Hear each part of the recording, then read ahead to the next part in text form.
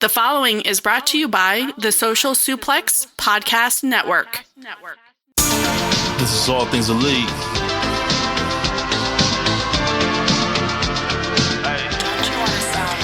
Welcome back to All Things Elite.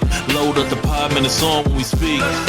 Rich right here, let me warm it up for Austin and Floyd. Couldn't be no one but the boys. When it come to All Things Elite from the fan perspective, swear, man, it ain't no question. Hear from them first. Swear, man, they putting in the work. No, they had to get me for the verse. Social Suplex Network's on. I was at a time in your headphones. Austin and Floyd on the microphone. Backing out on the ring, getting in the zone. Pulling up the show, give it 7 stars, you already know. Who else could it be but the show with the proclivity for positivity? I'm gone.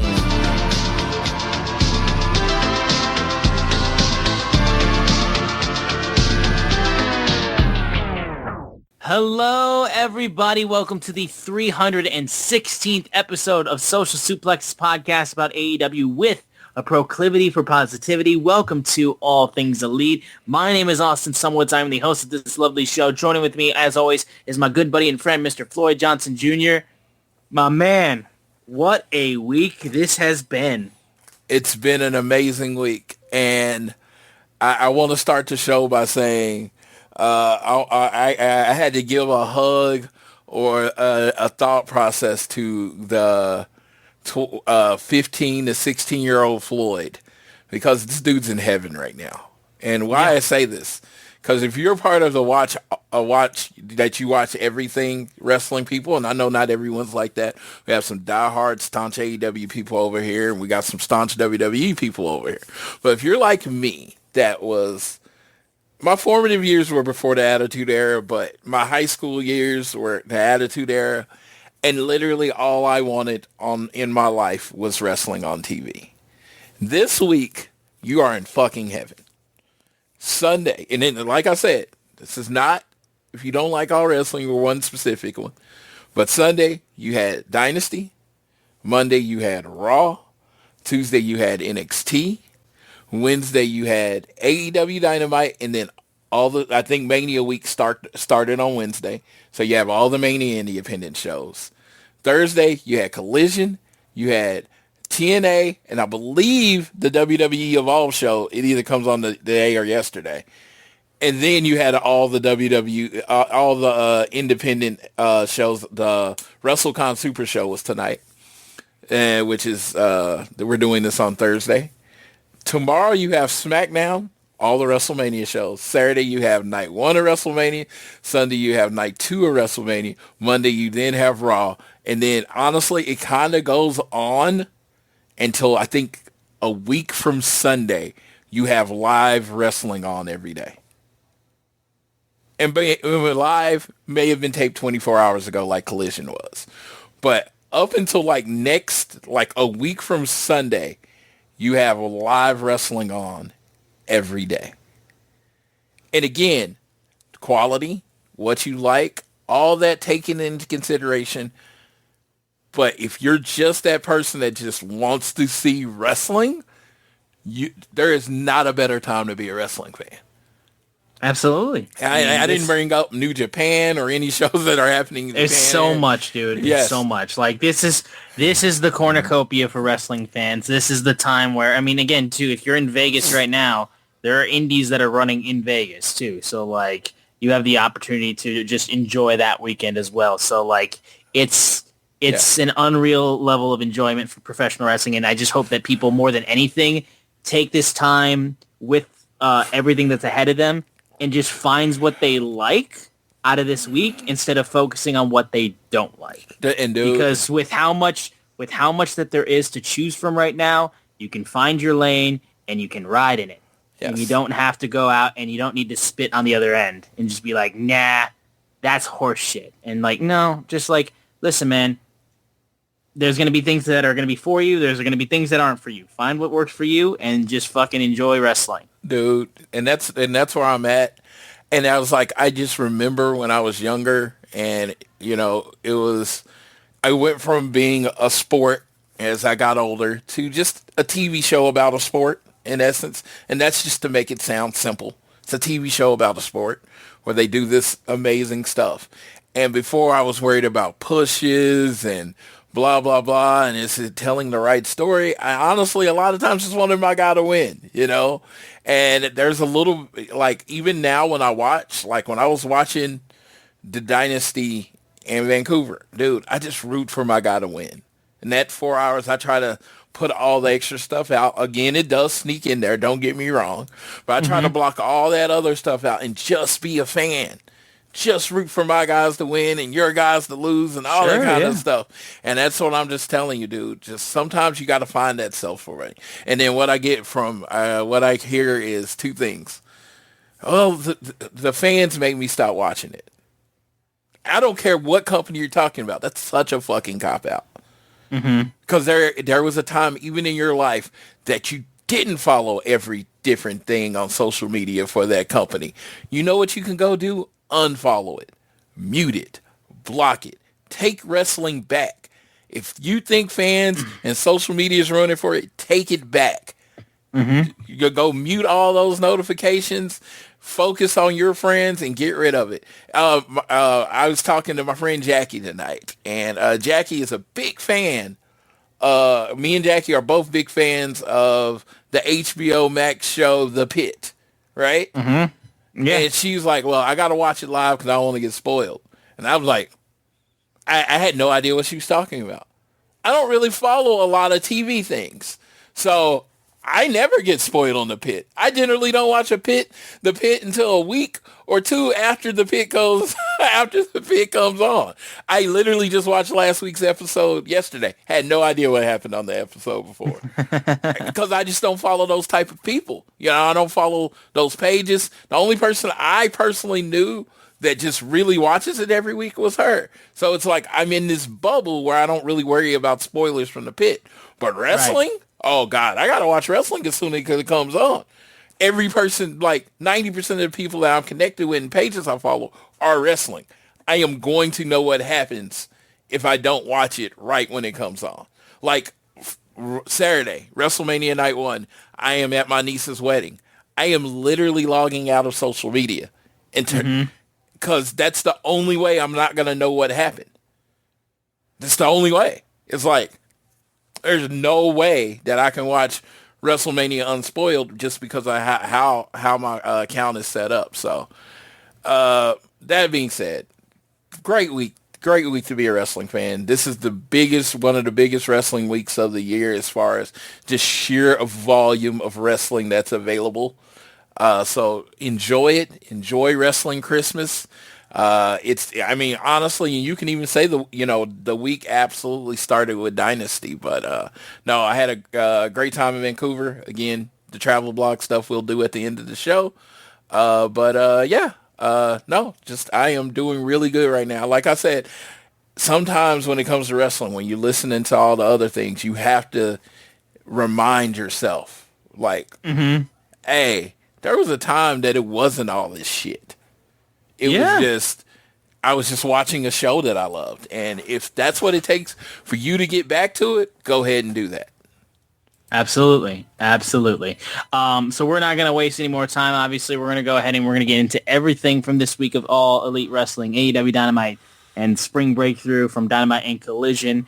Before we get into everything, guys, though, make sure you continue to support the podcast, whether you listen to us on YouTube Music, Apple Podcasts, Spotify. Give us a share with your friends, family, coworkers, whoever you wish. Rate, review, subscribe, and follow us on Twitter. We are at AT Elite Pod on Twitter. You can also follow at Social Suplex, who make this show possible. Check out all the other shows they have on their network. I am at Austin Sumowitz, SZUMOWICZ. Floyd is at Floyd Johnson Jr. on Twitter. Sign up for the Social Suplex newsletter. You can find the link to all that in the description of this show. And the big news of the week, we can't even get into Dynasty and lead off with Dynasty from the jump because Dynamite Spring Breakthrough had a massive moment and a massive feel-good moment for AEW fans everywhere. And new AEW World Heavyweight Champion in his home state of Washington, Darby Allin. Not only beating MJF, he beat him in a couple minutes. In fact, I think the match length itself was about 2 minutes in total. I'm almost positive that was the result of it, because it was unbelievable. It was truly unbelievable moment where, I mean, the way it all shaked out, how the thing was built towards, it was already an emotional night for Darby from the start of the show and then leading into the main event. He gets revenge with a low blow after getting low blown at the start of the match. 4 straight coffin drops, and then he gets revenge for the headlock takeover. Beats MJF with a headlock takeover. And Darby Allin is world champion. One of the homegrown stars of AEW, one of the original AEW OGs, is now the AEW World Heavyweight Champion, dethroning MJF, who just came off of a war with Kenny Omega just a few nights before. Like, unreal. Absolutely unreal. And I don't even know, I can't even tell you how happy I am for Darby Allin. I'm legitimately just completely over the moon for the guy. Darby has always been one of my favorite AEW wrestlers from the start of the show. Like, just from the start of AEW as a company, I have always been a huge fan of Darby Allin. And I always was like, man, this dude is so absolutely...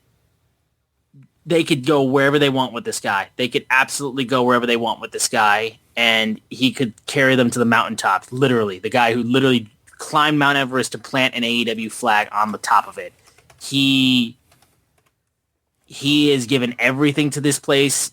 I don't see a reason why he would wrestle anywhere else at this point. He has fallen for this company and just absolutely just lived up to everything that you would hope he would be. And, man, it's just... I'm just so stoked for the guy, man. I'm so stoked for him. I post a picture with my cat, who I named Darby, with the AEW World Championship on Instagram, just because it was fun. But I was like, as it was going on, I'm like, they're going to fucking do it. Because I was like, this match is going on way too late. And like, this is the main event, and we're well past 10 o'clock right now. I'm like, what the hell's going to happen? I'm like, I mean, like, it's setting up for Darby to win, because Sting showed up again to root him on and say it's your time. And, man, I just over the moon happy. So happy. All right. So, let me ask you as the representative of the internet, Austin, since you're much younger than me. Yes. Are we allowed for nuanced opinions in the world? You're allowed nuanced opinions. That doesn't mean people will understand what that even means. Okay. Because Darby fan. Mm-hmm. Darby, for about a 3-6 month period, favorite wrestler in AEW.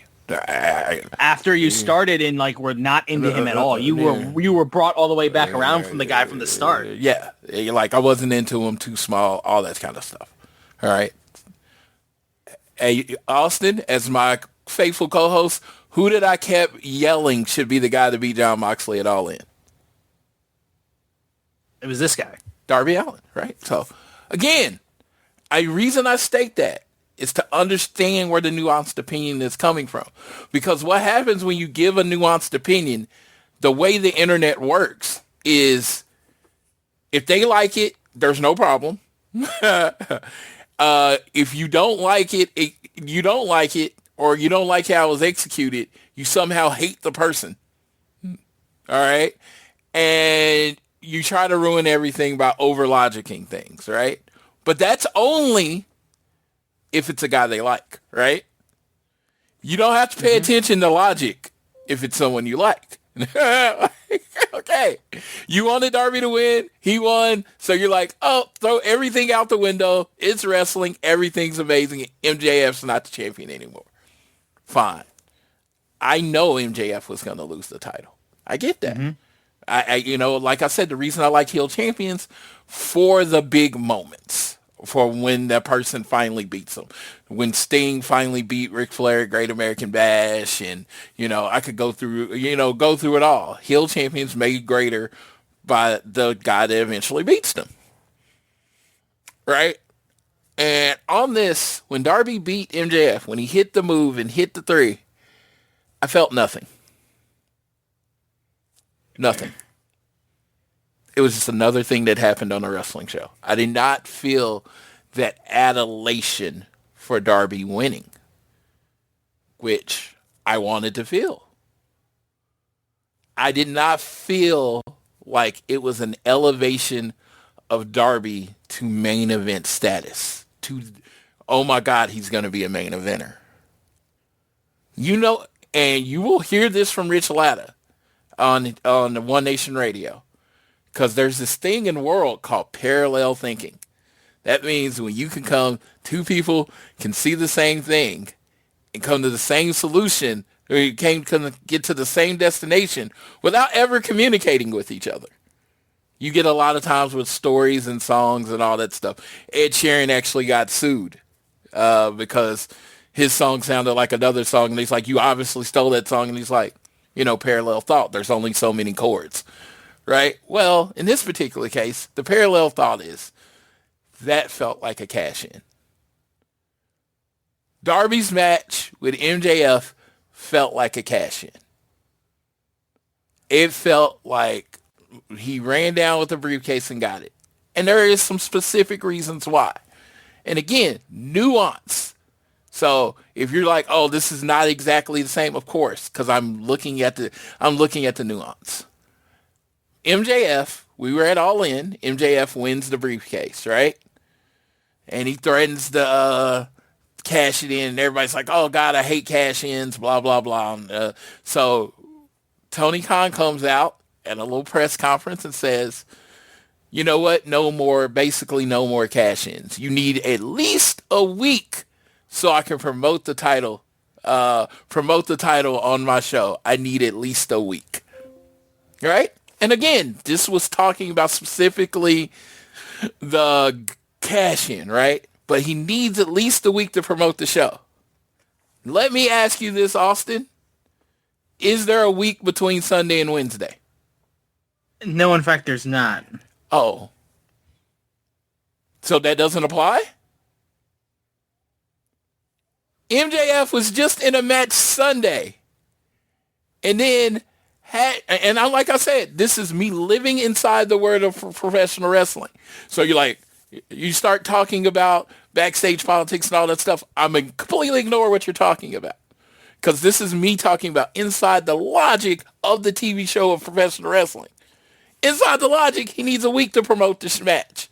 Then all of a sudden, Darby wins, right? Wins a match with Andrade, become a number one contender, which is great.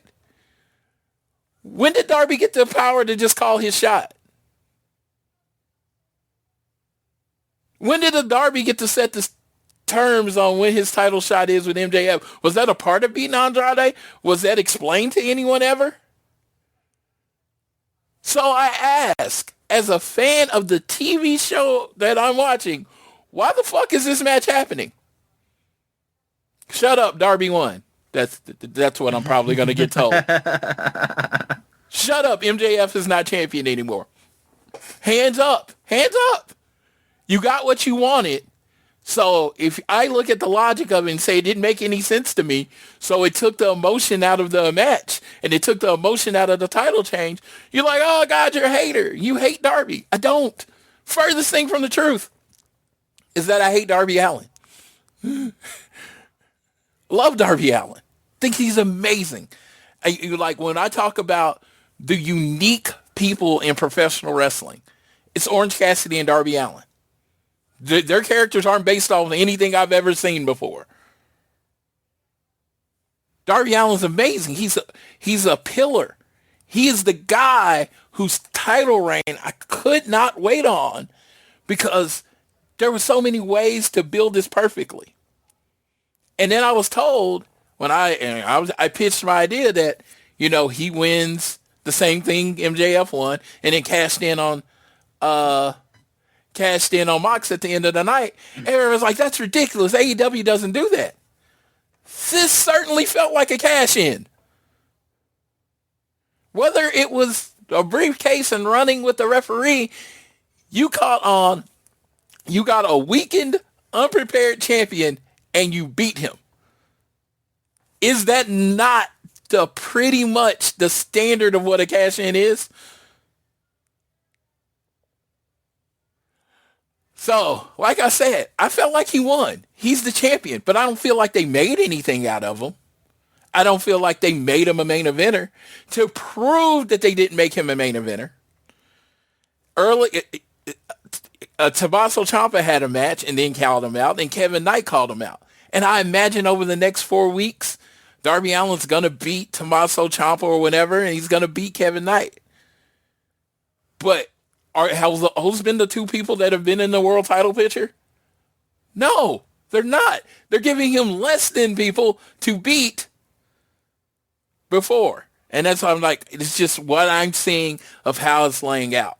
So yes, I am ecstatic Darby won the title. Tomorrow, when his Friday 1 hour shirt comes out, I'll be up awake buying it because I'm very happy for Darby, for the person that won the title. But the execution of it, I think, was lacking. And I did see that 2 or 3 years ago, Sting said in the ring on April 12th, whatever year it was, that Darby Allin was going to win the title. And guess what? It's when you look at the time, it worked out almost to the day. But why wasn't that explained to me as an audience member that, hey, if Darby beats Andrade and MJF, whoever wins out of MJF and Kenny Omega, Darby's getting an immediate title shot on Wednesday. Why wasn't that announced last week? Because that's what's making it feel like a cash-in. Maybe I'm wrong. I will tell you right now, yes, I think as a fan of Darby Allin, as a fan of the fact that Darby won the title, you can absolutely still say that, Darby, he beat MJF, but, this match isn't a definitive, you bested him. Correct.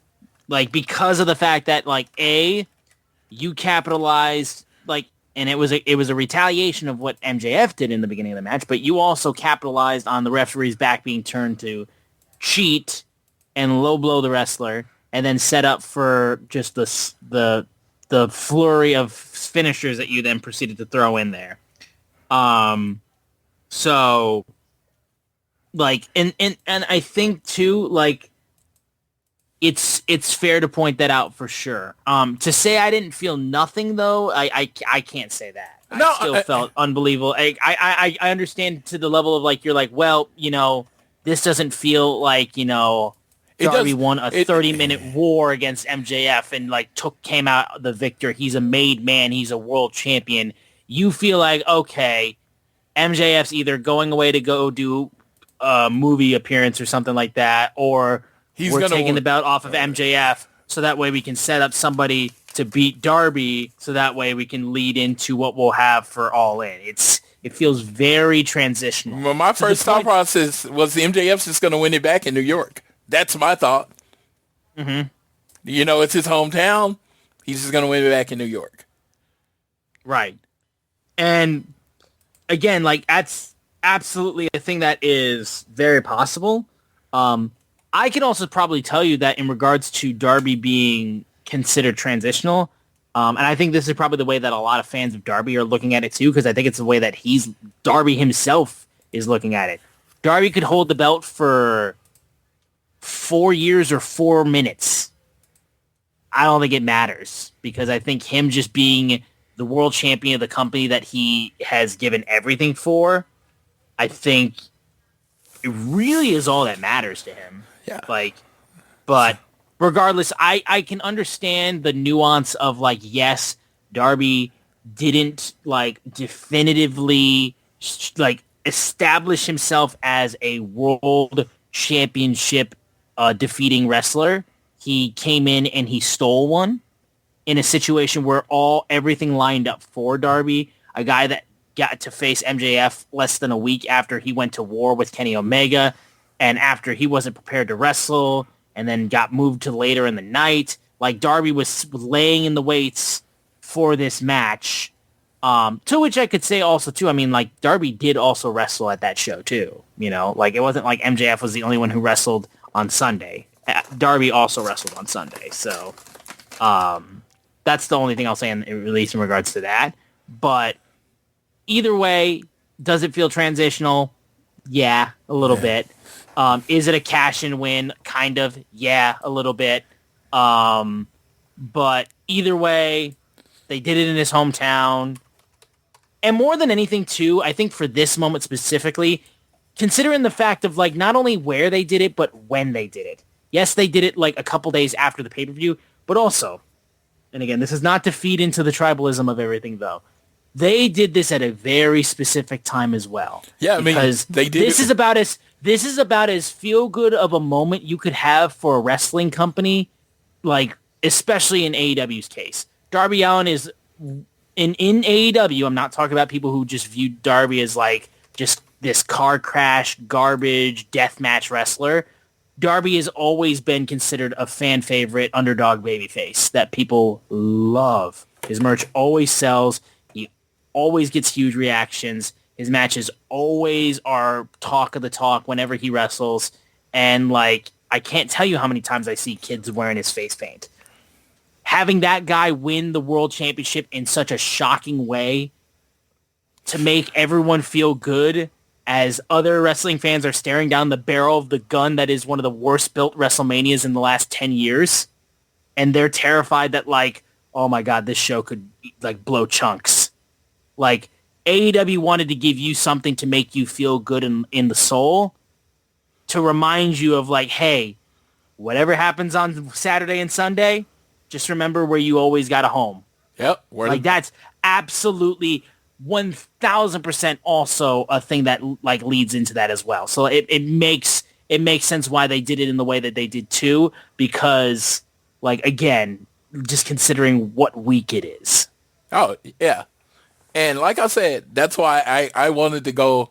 I literally wanted you to get the positive side of it out, because I truly didn't want to take away from the positive things that all the Darby Allin fans are experiencing right now. You deserve your time. Enjoy it.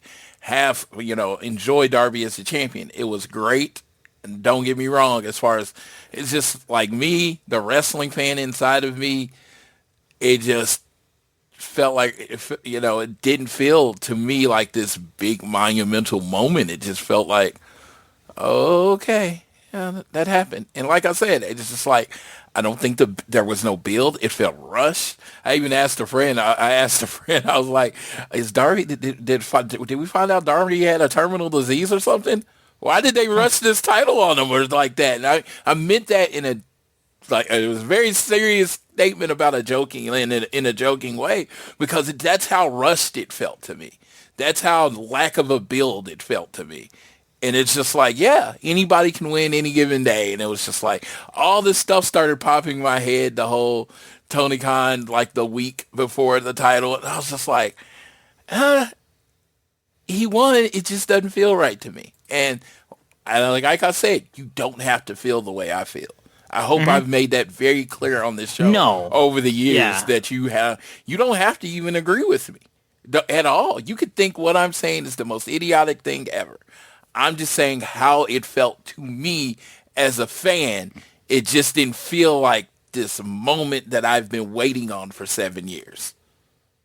Yeah, and that's the other thing, too. It's like, if you're a fan of Darby, maybe you would have liked this to have like you said, the build to that moment that you feel like it deserved, as opposed to just him winning a number one contendership match on Sunday, winning the belt on Wednesday.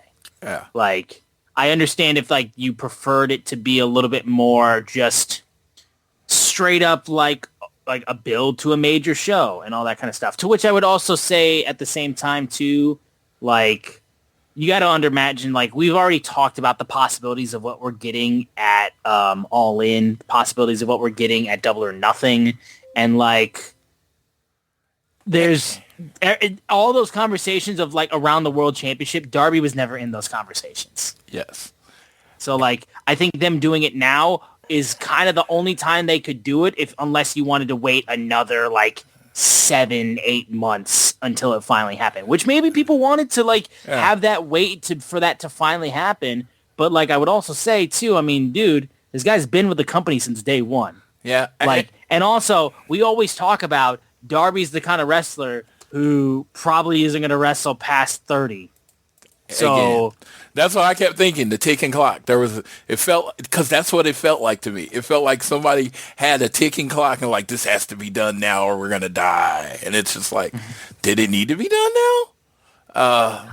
I understand. At the same time too, I think more than anything that I just said too, it's just AEW wants you to feel good about wrestling for whatever the hell happens this weekend. Because I'm not even saying that the show's going to be bad, but just with the way that everyone's talking about it and the way they built it, honestly, they should over-deliver with how bad the build has been. That's the more likely option, is that they over-deliver. But at the same time, anything can happen in the WWE. I'm just going to say this. You giving me Ova and Brock on ESPN on Sunday, you know you got me. Like, Sunday's always a winner. I don't really care who wins that match, but we're not going to recap WrestleMania week, but so we started positive with you. I kind of didn't go to super positive in the middle. Now I'm going to end with positive. Should be in the middle. Should be in the middle too. Let's end the positive with this positive sandwich. I am ecstatic for Darby Allin. He was with Starrcast in Las Vegas, first show. I think he was like the third person from AEW I met. And so I'd never seen him before. I got a picture with him, and I had never seen him before. He seemed like a very, very nice guy. And then at the Dynamite, the first Dynamite, we saw him and Priscilla Kelly at we were going through security together, and we kind of said hi, and he was always super pleasant.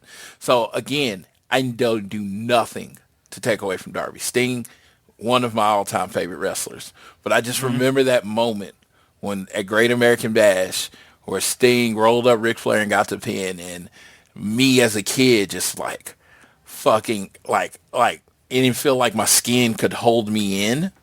And it was just like, that's the feeling I wanted when Darby won it. And I didn't personally have that. That being said, the execution, MJF's title reign, to me, my favorite reign of a champion. It was very short, but it's been my favorite reign of all the years of AEW. That was my favorite title reign. And Darby winning it, Darby being the guy to beat MJF, I have no problem with that. Headlock takeover, perfect. Especially since he hit him and had completely dominated him. Picked him up out of the domination, put him in the headlock takeover. And dude, and that's the whole thing. I'm describing it. You could watch this match 20 times in the time it takes us to do this show, because the match literally only lasted 2 minutes. And to me, that anybody that says, I've seen there's taken two ways. To me, anybody that says MJF is selfish, literally put over Brody King in the squash, then put over Darby Allin in the squash. And then I've heard that says, okay, these aren't real losses because of how they were executed. I don't know about that. I don't remember Ric Flair at the height of his greatness ever losing a match in 2 minutes. Also, yeah, did you see the gear? He wore the gear in a specific way to MJF with the light blue gear, like Flair, a full Flair style with that. Yes. And I keep telling you, this man, in my opinion, is the Ric Flair of our generation. Correct. And that's who he is. And that's why I was like, okay, he's probably going to win it back. But it does not matter. Let's enjoy Darby being the champion. He is the second pillar to become champion. He is the third person from the state of Washington that was born in the state of Washington to become champion, which is fucking hilarious that the state of Washington runs AEW's world title. Because if you think about all the other world champions, right?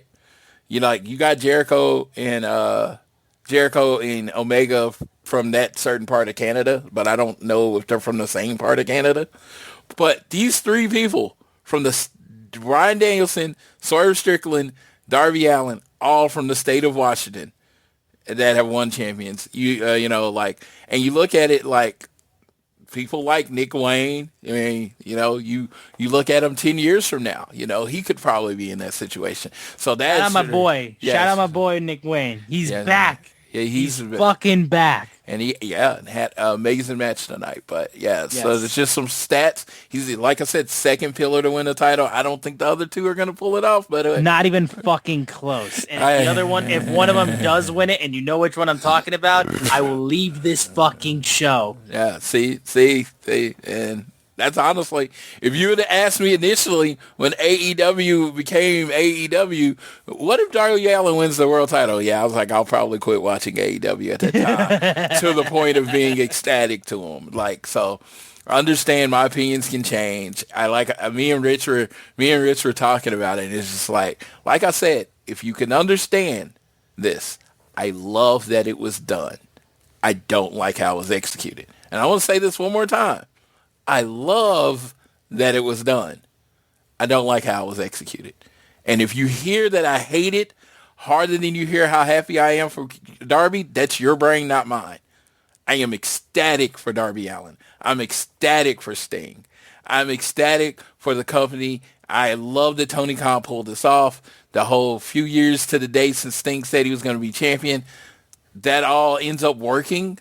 But it's like it worked after, and I feel like you should have made it work before.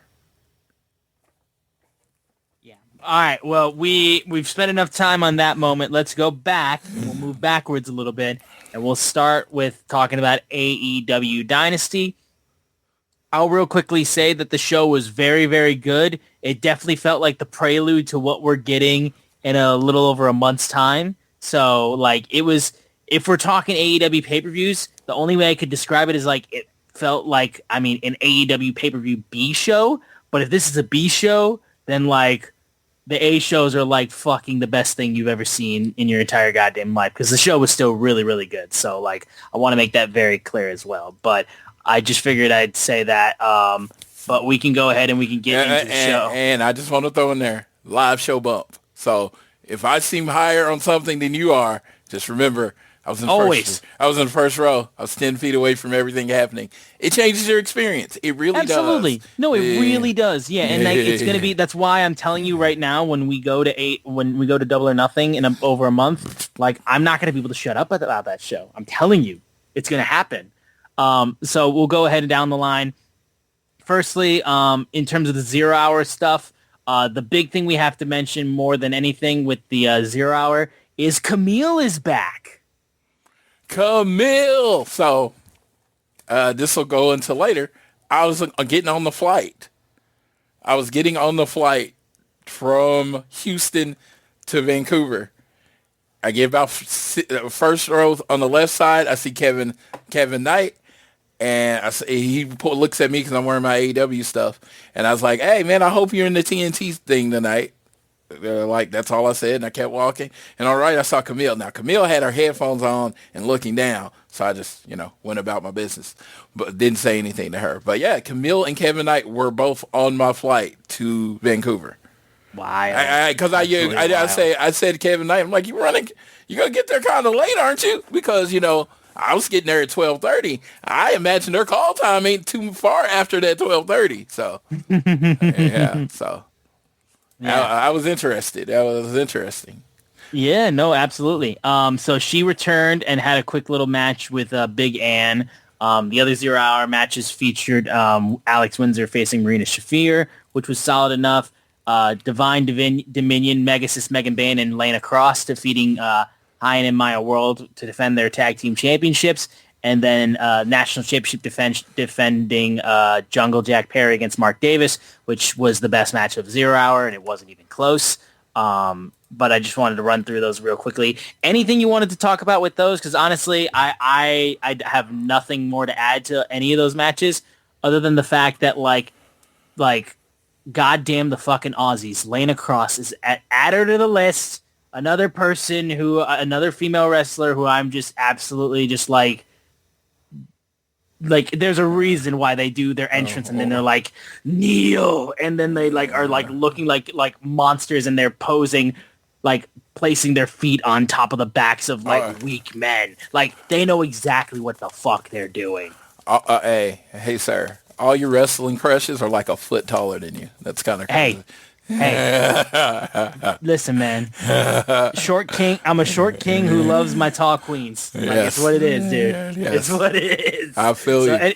But I didn't really. No, I can tell you, just the energy, just being there is like it was great.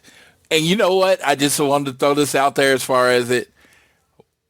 I feel like at AEW shows, what is gone? I haven't heard it. Because I've been to the last few pay-per-views. I haven't heard it in a long time. I might be jinxing it and bringing it back, but it feels like... You're talking about the what chant? Yeah. Like what? When you first start getting in the building, that's just one of the things people do to start trying to get people hyped up. And I was like, I didn't hear that at all in Canada. Yeah. Well, I will tell you, too, with it being in Vancouver, we were talking a little bit about the previous Canada shows and how we were kind of disappointed a little bit by the crowd. All Out last year was a little bit disappointing with the crowd in Toronto. It was not the case in British Columbia. It was not the case in Vancouver. We heard y'all. I'll tell you that much. Dude, yes, definitely. They were hot. They knew all the chants. They knew all the songs. This was an A+ crowd. For sure. So we'll just go straight into the opening match of the show. We go right into fucking the Young Bucks versus Okada and Takeshita. My God. Yeah. I mean, what a way to start. Dude, the first match of the night might have been the best match of the night. Not personally my number one. You could probably guess which one that is. Yes. But, dude, this was everything. This is the Young Bucks being the Young Bucks. It's like we're really in this time right now. We're in 2026. That when you're talking about the tag team of the year, and I'm particularly not talking about this show, it's going to probably already be tough, but on like the Wrestling Observer newsletter, it's like the Young Bucks and FTR right now are both on this tear of great matches. And this is another one for the Young Bucks. But it's just like, oh, you got a Young Bucks, Okada, and Takeshita, right? Now, I will tell you this because, I'm going to bring this up from the FTR side of it. This is what happened. If FTR has this match with Okada and Takeshita and they put on an amazing match, it's because they were wrestling Okada and Takeshita. Well, the Young Bucks do it, it's like, it's because they're the Young Bucks. I'm like, they're also wrestling Okada and Takeshita. So they're also wrestling two of the top 5, maybe best wrestlers in the world right now. So this match was going to be amazing no matter what. It did not disappoint. Dude, so the thing that got me was like in the middle when they did the forearm exchange.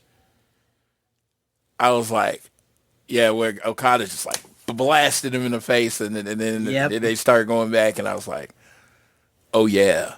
I started thinking, New York, it's coming. I started thinking New York, it's coming. But I just thought this was a crazy thing. And that whole thing at the end. And I don't know if it was purposely a callback. Young Bucks, it was Kenny Omega versus Hangman in Minnesota. And Hangman finally had Kenny Omega beat. And Hangman looked down at the Young Bucks. And they just kind of put their arms up and walked away. Yep. And then Hangman hits the buckshot lariat and gets the 3. And in this case, I mean, it's Okada. It's their boy. They're fucking up Okada, and they look at Takeshita. And Takeshita's like, shrugs his shoulders and then walk away. And it just felt like that might have been the most subtle face turn of all time. Yeah. I mean, bro, I'm telling you, it's like combination of things, just other things like I'd love to mention too. Okada mucking it up this whole fucking time was killing me. There's a point where he's just like, he throws on the Young Bucks denim jacket and is reaching for a tag. He's like, come on, tag in your Young Buck friend. Tag me in. And then it's like he's staring down Matt. He's just like flips him off immediately with the biggest smirk on his face. He's laughing it up and everything. It's just, I love Okada. I also especially love how they kind of took a little bit of the the FTR in terms of like holding each other's hand to make sure they don't submit. And then they're like, motherfucker, don't you lose this match for me. And they just slap each other repeatedly until they both run to the ropes. Like, that was absolutely spectacular. But yeah, I mean, this right here was just like, we heard it. Like, Okada left alone as Takeshi's just like, you know what? I back off. And the reaction from the crowd was unbelievable. And it got confirmed tonight on Collision. We are getting Takeshita versus Okada in Queens at Double or Nothing. The match that everyone was buying tickets to go to this show for. The match that is part of the reason why Double or Nothing sold 10,000 plus tickets.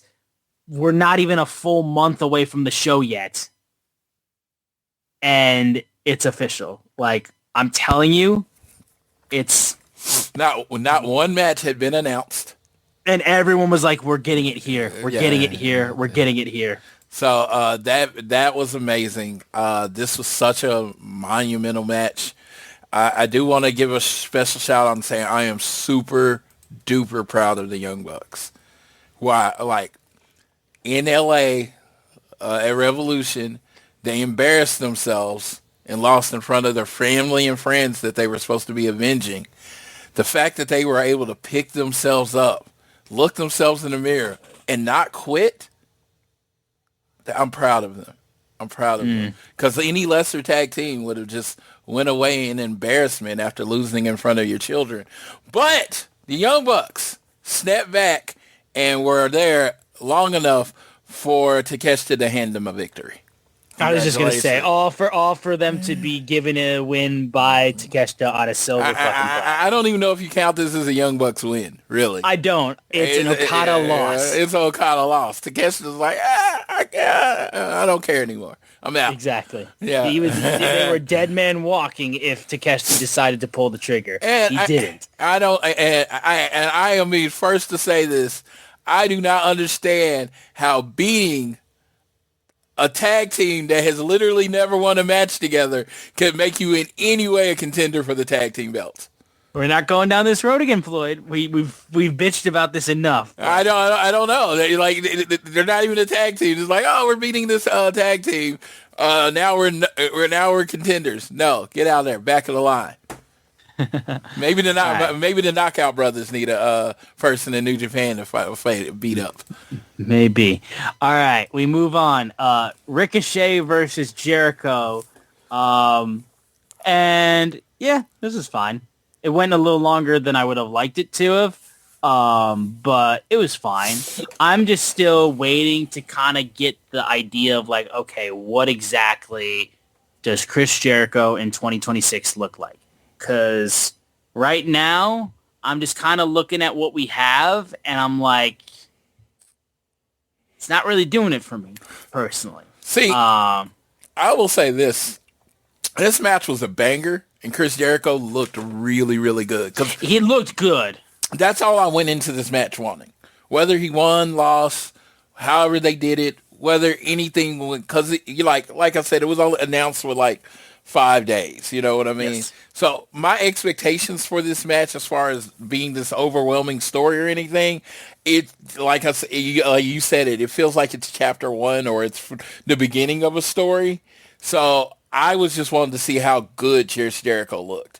He hit the line salt. He got over there comfortably. He's got the abs going for him. He could move. He looked like he could move. I don't know what he did in his year. Maybe he just trained his ass off and, got the diet right and all that kind of stuff. On that GOP-1. Yeah, he did whatever he had to do, but he looked like I know he's 50-something, 55, I believe, but he didn't look 55 in this match at all. He looked like Chris Jericho, which, again, age and all that stuff doesn't matter as long as you look like you, and he looked like Chris Jericho in this match.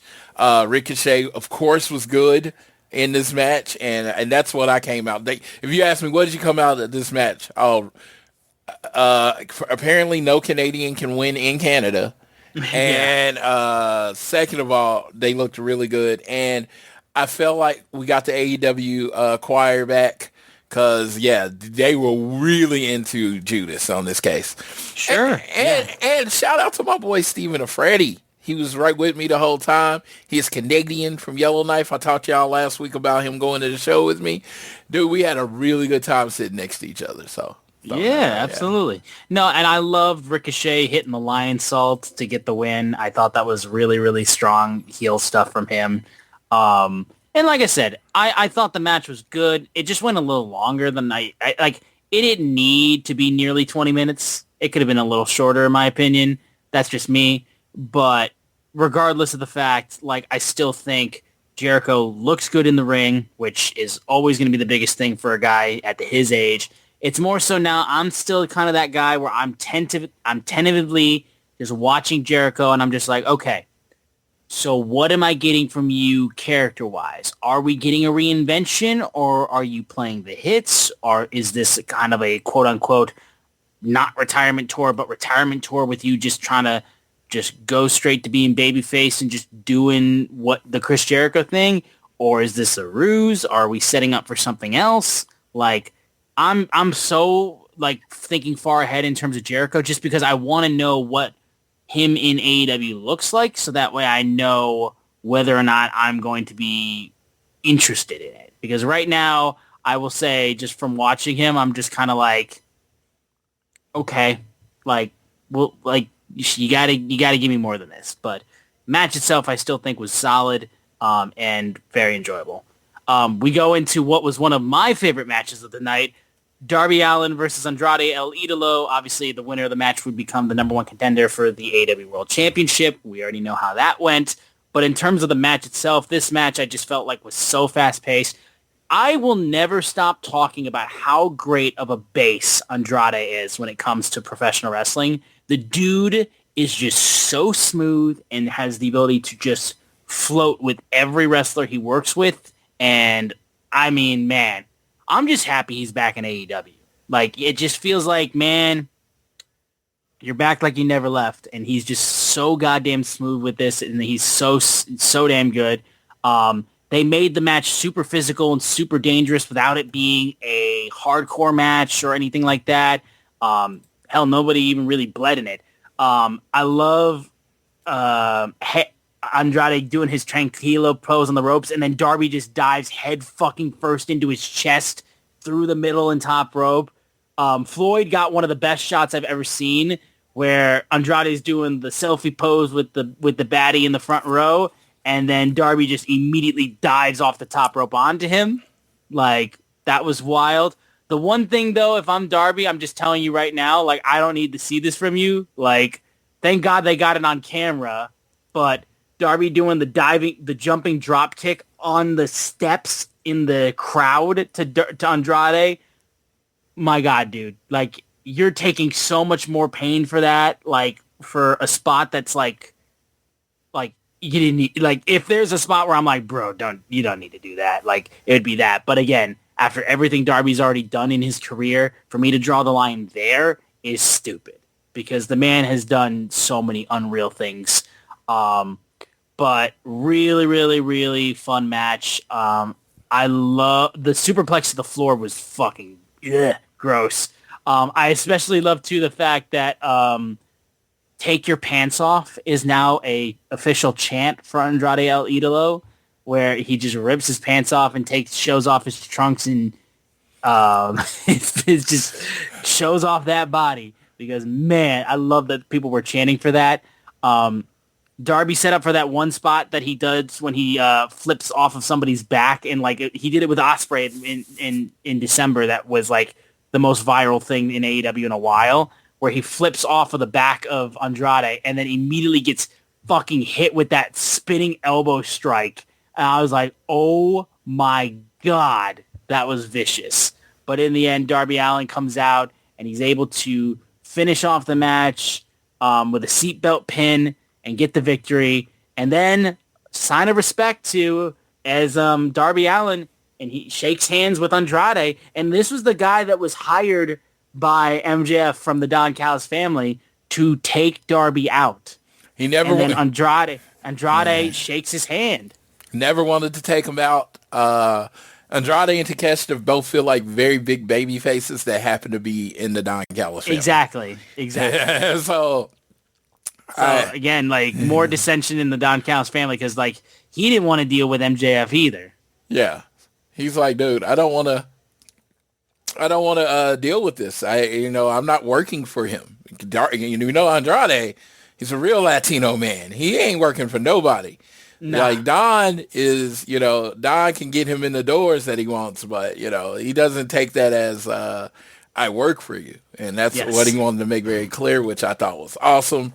I love this match. I loved how physical it was. I felt like this is Darby being Darby at his best because it didn't straight up turn into a hardcore match. Of course, there's hardcore stuff in it, but this was a wrestling match, and this was probably my favorite Darby match in a long time.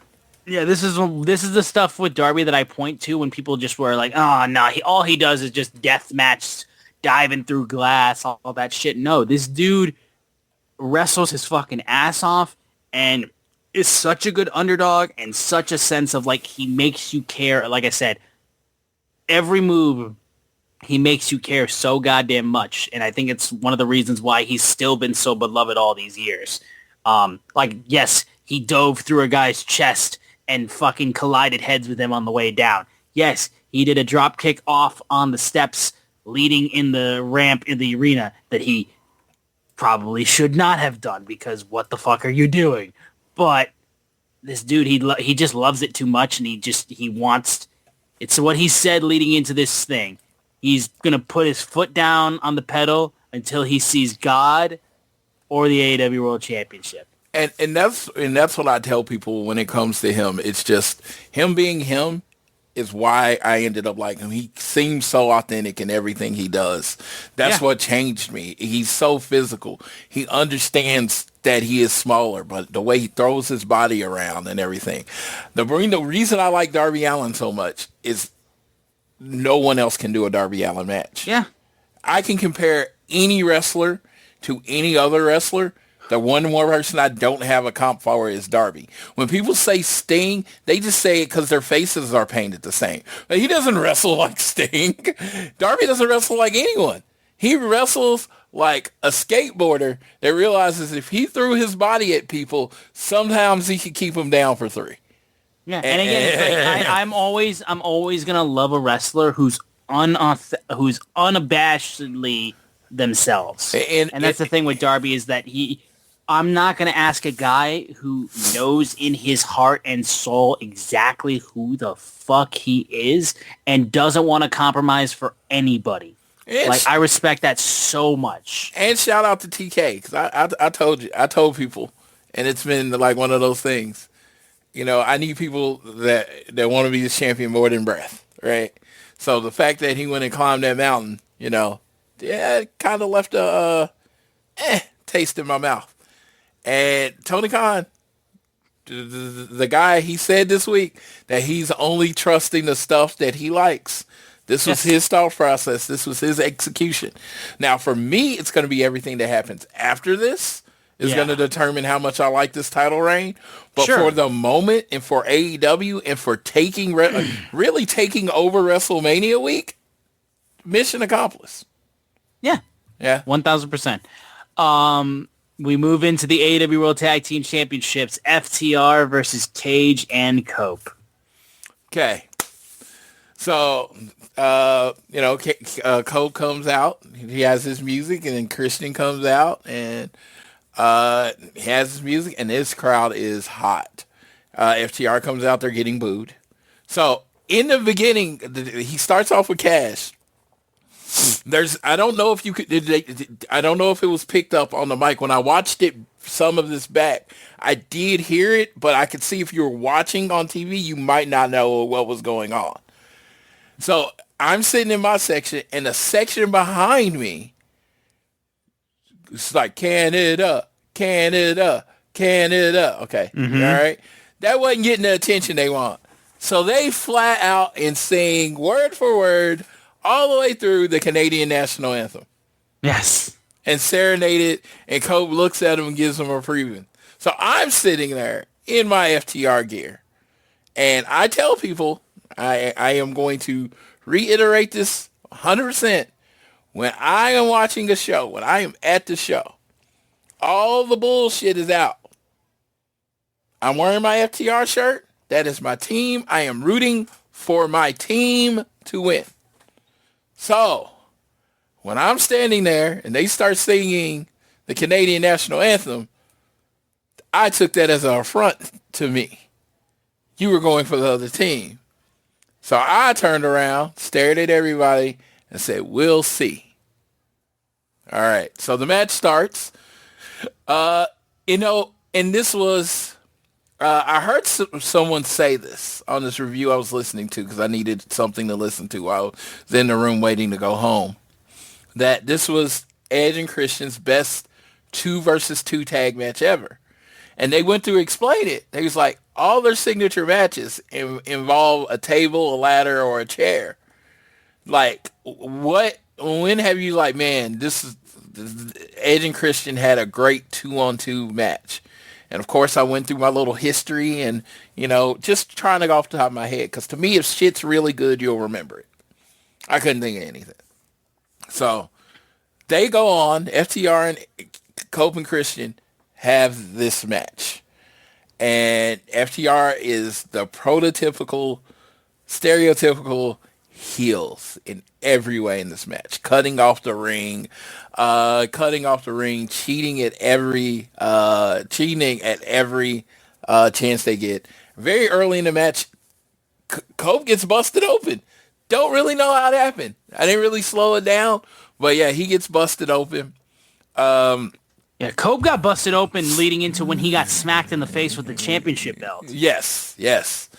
And then we have this, they cut off the ring. FTR does the cut off the ring bit.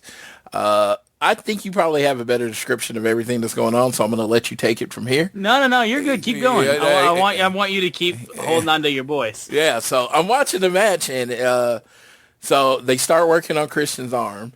And they start working. They work on Christian's arm, and they of course did the hot tag. They get rid of Christian. At some point, Edge and Christian does hit the 3D, which would never beat FTR ever. I don't care who does it. The 3D would never beat FTR.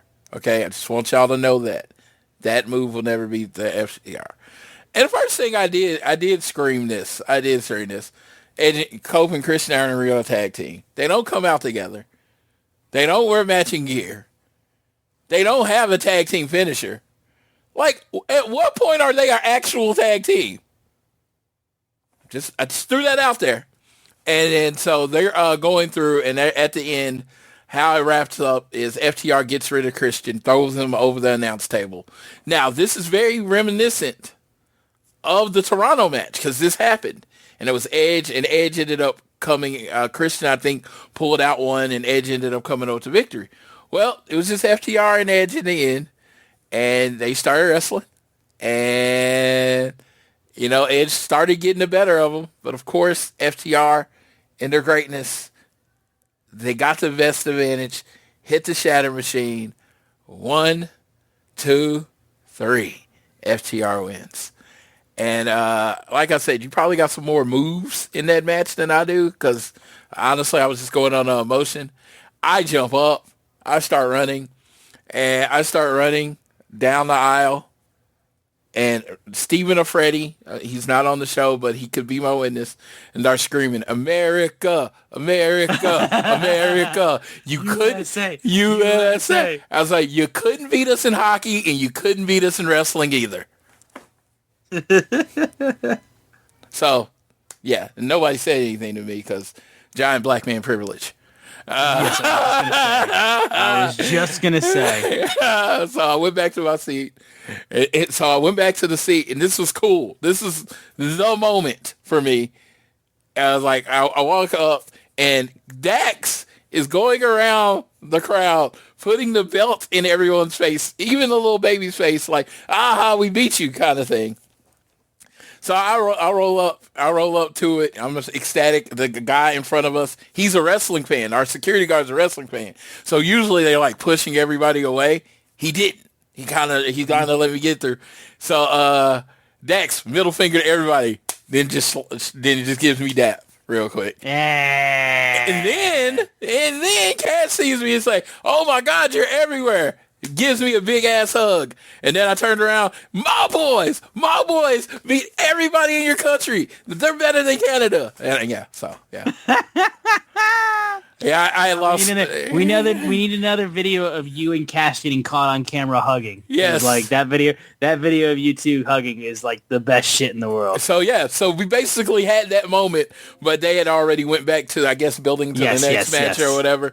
But which was, like I said, it was really cool because it was like, oh yeah, he's like Floyd, because he said it like that, like Floyd. It was like, so it wasn't just like him just hugging the next guy. No, yeah. So that was a pretty awesome moment. Like everything that night was a great night of wrestling, but I was like, yeah, that's gonna be burned into my brain for a while. And yes, Steven's like, so cool. Steven sent me a little video of everything going down and just me talking shit to the crowd, which was I'll keep that one to myself because I definitely came off as an obnoxious wrestling fan. Don't get me wrong, but it was very much on purpose. I was having fun, had a great time. So, good day. FTR won. And I would like to say I am very proud of Adam Copeland. He came to avenge his wife getting jumped on the head and failed miserably and ridiculously failed. And he was still able to look at himself in the morning and then show up to Collision this week. I'm proud of myself because if I failed that miserably and didn't avenge my wife, I just stayed at home and slept. I mean, Christian didn't get his watch back and he wasn't anywhere to be seen. So I want to shout out the bravery of Adam Copeland to drag his failure of an ass out of the ring and then still show up to work. Congratulations. Really, really admirable stuff. We all aspire. Hey, this is why you always been one of my heroes, Adam. Man, yeah. Like it ain't about how many times you get knocked down. It's about how many times you get back up so FTR can knock you down again. Yeah. No, this match was really good. I especially loved just Christian in this match. I felt like was selling his ass off with that arm, like going at his arm on the ring post, slamming it on the announce table, and he's just like, he's selling like a motherfucker. Like, it was really, really great stuff. Like I said, the belt shot was great. Oh God, that moment yes, too. that was such a good moment. Cash just swinging the belt over the head. That was so cool. Yeah. Cope pre-blading before he even gets hit with the belt was so funny to me. And then the great moment of Christian using Stokely's body to break up a pin. Yes. Like, just throwing him straight in the middle of the ring. And then Dax getting pissed at him like Stokely would ever, go against them. Yeah, exactly. And then, great moment of Stokely being able to help distract Christian so that way he gets thrown into the steel post.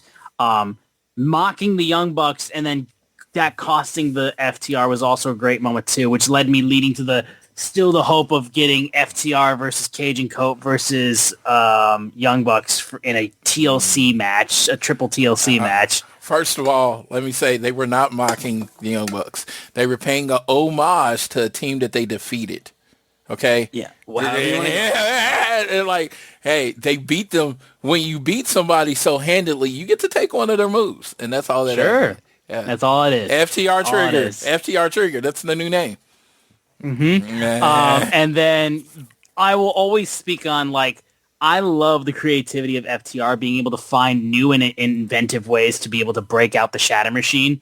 It's like one of the best tag team finishes in ever because it works perfectly as like a setup to the point where you're like, you see it happening and then it hits like an RKO, like a code breaker, like a coffin drop. Like, it's one of those quick things where like you see it happening and then it hits like and it's instant. It's just such a great finish. They dodged like rolling out of the spear. Cash gets out of the way and then Dax runs in to pull him in for the Shatter Machine.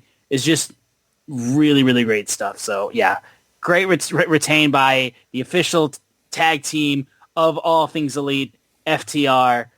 They were chanting "fuck the revival," but no. It's forever the revolution. It's forever the Revival, they remain the AEW Tag Team Champions. Yes, the Kings of Canada, Kings of Vancouver. Kings of Vancouver. Again, in front of their countrymen. They got embarrassed by FTR. Once again. Dominated. And it was so funny. So this is, again, not in the shtick thing. I literally was listening to somebody and they were like, I haven't become a degenerate, a gambler enough to ever gamble on professional wrestling. But apparently FTR was the underdog, like plus 600. Like, wow. At no point did I think they were losing this match. They lost in Toronto. That's why, also too, like Vegas don't make these odds. Yeah. If Vegas was making these odds, they would not be that low. FTR lost. Do you not understand how obsessed my favorite tag team is with threes and trilogies? Yeah. Like, dude, there's no trilogy if Edge and Christian just win again. If Christian and Colt win again, there's no trilogy. It's just kind of over. There was a real reason. Now you got this, and now they're talking about a setup of them getting another title shot. And I'm just like, old Canadians. And I did announce last week, and it didn't go over with you well, that Sunday was a Canadian national holiday of Beat Up the Elderly Day. How did Christian, Cope, and Jericho turn out?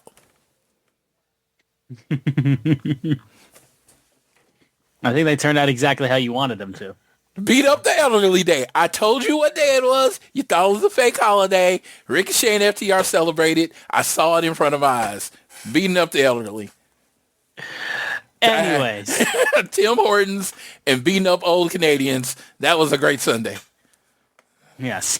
We move on to the Dynasty Casino Gauntlet match to determine the new AEW TNT champion.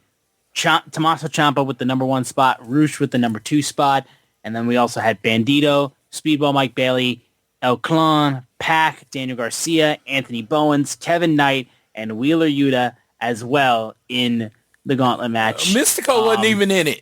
I was stunned. I swore he was going to be in it. So I was wrong. I want to make sure that was clear. He wasn't in the match. He didn't lose. Just wasn't in it. It wasn't in the match.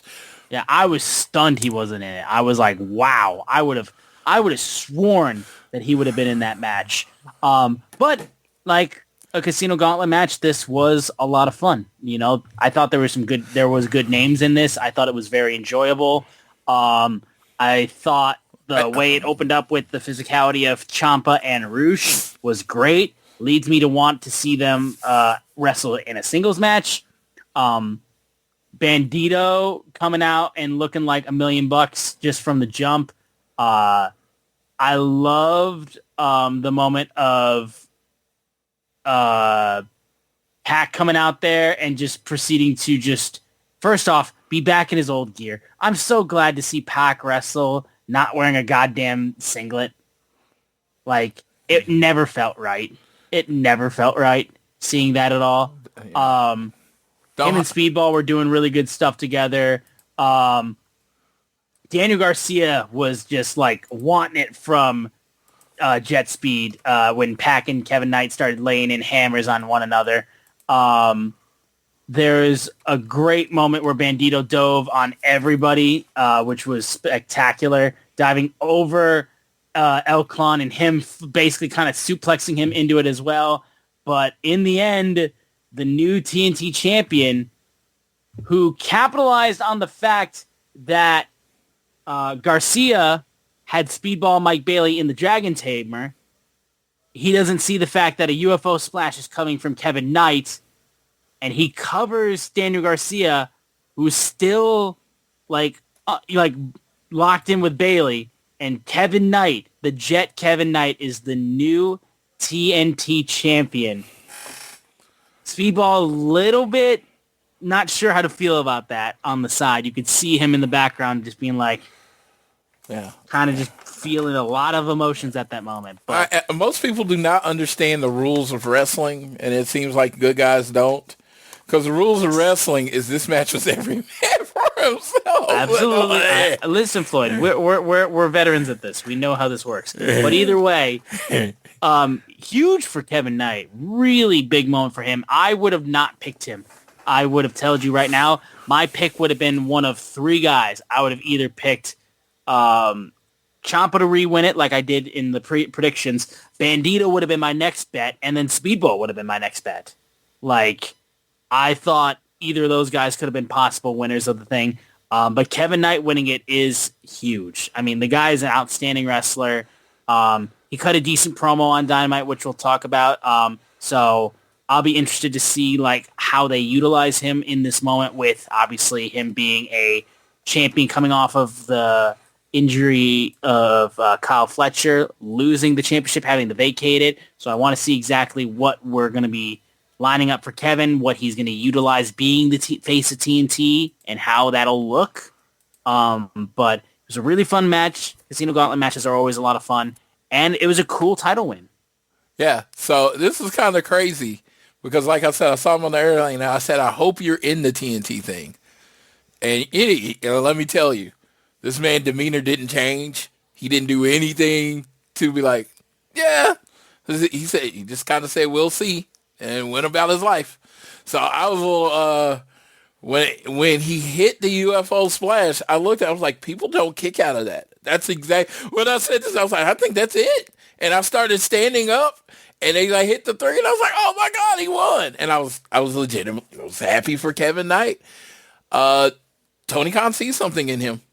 He is clearly elevated. There's a lot of ways that they could have went. He's from the Pacific Northwest. He's not from Canada, but he's from that general area. Well, not necessarily from there. He had spent a lot of time living there or whatever, and that's where he trained to wrestle. So that being said, it was just such an awesome moment. See, to me, these are the type of surprises that feel like an elevation. This was a surprise. I had no idea he was going to win, and it felt like it elevated him. And then what they did on Wednesday felt like it even more. And this was like a truly ecstatic moment. Ecstatic for how they did it. Ecstatic for how they won it. They're really getting over that UFO splash. I am happy, and I see something in him. Of course, he's got to me define his character, because I do believe once we know you can work, once we know you can wrestle, which Kevin Knight, New Japan trained, Buddy Wayne trained, he can work. We got to know who the Jet is. Mm-hmm. And I'm not, we don't know it yet. No. But this time as TNT champion, I think this is his time.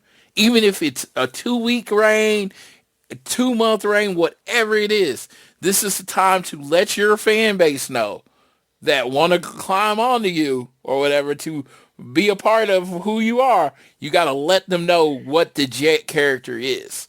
Like, I know he's really cool, right? He's really cool, but I just need to know more about who the Jet is. And I think this is the perfect opportunity to do it and really gain some fandom, really gain some star power. And like I said, I was 100% behind this very ecstatic moment. Yeah, I think, like I said, the promo he cut on Dynamite was solid, but we still need to learn what the Jet is and who the Jet is and what him as TNT champion will look like. Correct. So I'm interested to see the character development that we see from Kevin and get to see more of him. So I'm excited because, like I said, I thought, when he first burst out on the scene in AEW, he was very promising, and I want to see more from him. And I think him winning the the TNT championship is a really cool moment for him, and I'm excited to see where we go from there. We move in now to the AEW Women's World Championship, the Toxic Spider, Tekla versus Jamie Hayter. I really like this. I thought this was a good match. I thought it was a match that I felt like, man, the Women's World Championship, this was when I think we fully established the fact that Tekla as world champion, dude, she is so fucking it. She's it, everything. I love it. like way she entered with her toxic twins with her girls Sky Blue and Julia Hart by her side, posing with the statue that they had out there, man. Dude, Tekla, I'm telling you, she's fucking money. She's absolutely money. And her and Jamie Hayter were beating the hell out of each other, fighting their way up to the ramp. The DDT to the ramp was vicious too. A great dive to the outside. I thought like this is. It took me a while to feel like it, but man, this was when I was like, yes, Jamie Hayter. Like, y'all, now I'm seeing the Jamie Hayter that we were all obsessed with back in like 2020, late 2021, early 2022. Like we were all in on Jamie Hayter in the women's division. Like, we were so gung-ho for her, and like this was one of my favorite matches she's had like since she came back. And I think we're finally getting comfortable with Jamie Hayter, like, since her return back at All In London.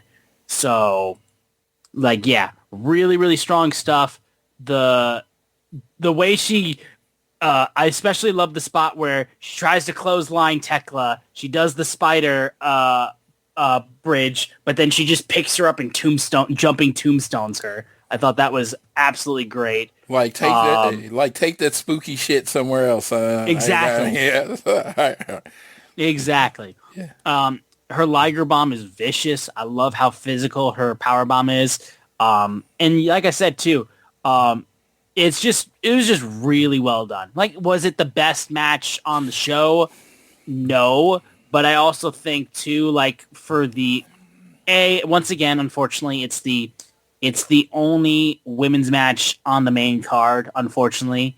But for the only women's match on the main card, though, I will say, like, it fucking delivered. That's the thing. They showed out. So, yeah, I thought they did a great job. Tekla retaining obviously is the right choice at this moment right now, and I can't wait to talk about what she did on Dynamite with Windsor. Yeah, it's great. I love Tekla. I'm absolutely like fucking yes on everything. Yes with Tekla. Yep, I completely agree with that. Thought she did. This match was really well executed. I hate to say it like that because it sounds so clinical, but it really was just like a very physical match. It was to the identity of the opponents, and Tekla. If anybody out there doesn't understand this, that there's so many multiple ways to get over in wrestling. You can be the most dynamic wrestler. You can be Mercedes. You can be Toni Storm. You can be that way. And then there's, you can be larger than life personalities. You can have like the Willow personality. Like Willow can wrestle, but a lot of what draws people to her is the plucky, very much personality, New Day inspired personality. She's positive and all that stuff. Tekla, everything she does between like each move as she walks down to the ring, everything. It's like, I always say this. People be like, this guy's the best bell to bell. And I completely understand what they mean. But I would rather have someone that's the best curtain to curtain. And I think Tekla is one of the best wrestlers curtain to curtain. The best women's wrestlers curtain to curtain in the company. From the moment she comes out, she's like in this character, in this energy. You want to look at her.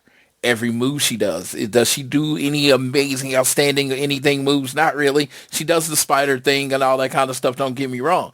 Because with her, and again, many different ways to like somebody, it's not about the moves. It's the attitude. It's the energy that she puts through on everything she does.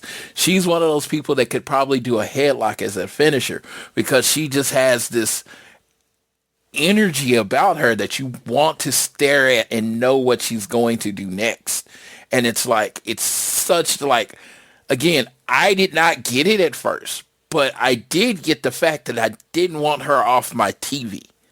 And that has progressed to what it is now. and she feels like the hottest thing on the roster. She feels like the evil equivalent of Toni Storm's Hollywood character. It's just so well done right now, and I'm just like, I'm on Team Tekla. She's kicking ass, but yeah, like, just like, if you're like a wrestler and you, like, look at how everything ties together. She just has this vibe, that she has that it factor. I can't tell you one thing she does that really makes her stick out. It's everything that she is.